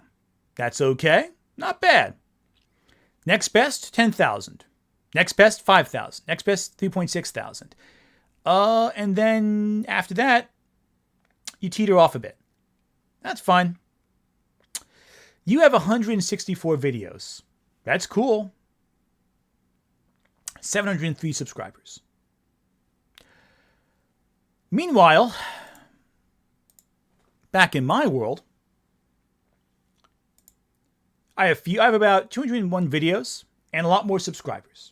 Mind you, that counts shorts as well. I don't really count that. In terms of uploaded videos, I have about 87 I just counted, I believe. And the Bite of 87 was the 87th video. Mystic Blue, Ant, you keep summoning storms in my city. I'm very sorry. I'm also Thor. I have collaborated with people who are extremely talented because they respect my opinion. I will not say which YouTuber said this, because it's a decent-sized YouTuber that said this. But they said that they liked seeing how I didn't take shit from people. How when people would push back on me, I'd push right back on them. And they felt that that was a really... But in a way that was respectful and never stooped to their level. And they respected that. And I'm happy to know that, because it makes me feel good that people don't think I'm too ridiculous when I respond. But the truth is this. If you're going to spend 6 hours talking about me, then message me dozens and dozens of times across 4 different accounts, I'm going to eventually acknowledge what you said. Oh, did you Super Chat get modded? Let me take a look. I'm sorry, I haven't checked Super Chats in a bit.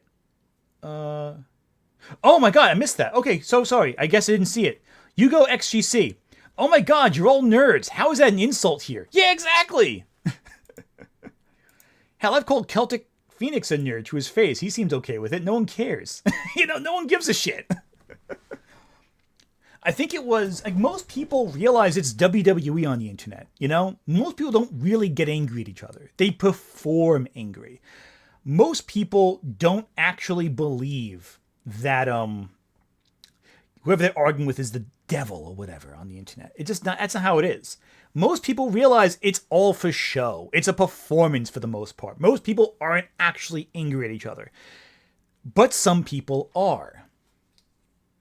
And a lot of people feel like they have to present themselves as so intimidating and strong and making fun of people where they're saying, oh, screw this guy. I can't wait to beat him up, in Minecraft. But the problem is, most people don't take it seriously. Like let's be honest. If I ever met these guys, none of them would ever raise a hand to me. Probably because I'm taller than them, for one. But two, hey, who cares, Criticize my videos. Go for it. I don't care. In fact, no, it's a lie. I do care. I care if it's feedback that can help me grow. If it's just insulting, I don't give a shit, because I know it's the internet. Who cares? I can sit here and listen to you talk about me for hours and not care. The problem is, it's also a waste of my time. There's a lot more I can do, like make videos. In fact, I'm probably going to wrap up today by giving you a tease about what's coming this Friday. Because we have a new thumbnail. We actually have a few thumbnails, actually. I'm going to show you what I'm probably thinking about leading with in terms of the thumbnails. But let me bring it up real quick. Open link. Open that up. Let's bring up this video right here. This is Friday's topic. A video about Marvel's most hated character. A name that I also have trouble pronouncing, so I shouldn't make fun of anyone else for the whole Grammagooglia thing. Riri Williams, Ironheart. We're going to talk about Ironheart. And the video so far is a decently long video. We're going up we're just short of an hour, I think. Probably be around 55 minutes or so, most likely. Might cut a few minutes out of it. It's not super long. But yeah, it's gonna be a big video, I think. You go XGC, low blow ant, get it? Because you're taller. I'm about 6'1". I'm not the tallest guy. I'm okay. I'm a decent height. A lot of people, though, are intimidated by that, though, I guess. And again, when I end up actually going to a convention, you can call me out if I'm not 6'1". So there you go. Point is, I think I'm 6'1". Last I checked, I was 6'1". I'm hoping it's not like one of those things where the guy gets totally 6'1" once and then just assumes he's 6'1" forever. I'll probably meet up with some people online. I'm already making plans for Anime New York City, actually. The August convention before my kid's born. Probably the last convention I go to for a while. And it'll be the first convention I went to since New York Comic Con 2019. So that'd be fun. Again, this is what it comes down to is this. It's very cathartic to talk about because I feel like it's taboo for YouTubers to address feedback to themselves because we don't want to target people who are smaller. I feel guilty if it's someone who's a smaller YouTuber who's making an account and talking. But the problem is, these guys are begging for my attention. They are insisting. They want me to talk about their videos. Well, now I did. Just talked about you. There you go. Now, oh, you're 6'3". Yeah, you're definitely taller than me. That's cool. That's cool. I think here's the thing. People who, I don't like when people get intimidated by people who are taller than them. I think it's cool. There's this, I've worked with a woman who was about 6'3", 6'4". And I was like, that's really cool, actually. I never said it to her face because I didn't want to make her feel uncomfortable. I think it's really impressive when people are tall. I think it's cool. And short. My spouse is short. So there you go. All works out. Be my third con after 2 years in July. Congratulations. It's fun. The thing is, like, I think at a certain point with height, people who are, like, insecure in their height always insist they're taller, whereas taller people just kind of think of it as a neutral thing. Like, height's just whatever. I think it's all about how secure you are in it is what matters. And I'm not saying that short people are insecure, but I'm saying some short people are insecure. Anyway, giant woman playing. All I want to do. I will get copyright infringed if I do that, so can't do that. I just get flustered. Yeah, that's valid too. I hear you. So yeah, Friday afternoon is going to be the Riri video. Just in time for Juneteenth. So there you go. And the new Ironheart show. But I'm going to leave it right here in this very still wallpaper. Oh, Stabster, 6'4". I bump my head on stuff constantly. Oh, dude, no. No, I hear you. When my grandparents were still alive, they lived in the basement of their own. They owned the whole building, but they lived in the basement and rented out the top 2 floors. And their basement had a very low ceiling. And every time I'd walk in there, I'd bump my head on everything. It was terrible. I would have to crouch all the time. It was ridiculous. So 6'4", I just imagine that's extrapolated to everything else. So there you go. Confidence is key. NFTs when? Never. I am never doing NFTs. Also, NFTs have no value anymore. It's like a few years off. I remember one person I used to work with was like, oh, I'm going to invest in NFTs. It's going to be great. Going to make a fortune off this. I go, dude, it's already too late. You've already missed the trend, you know? So there you go.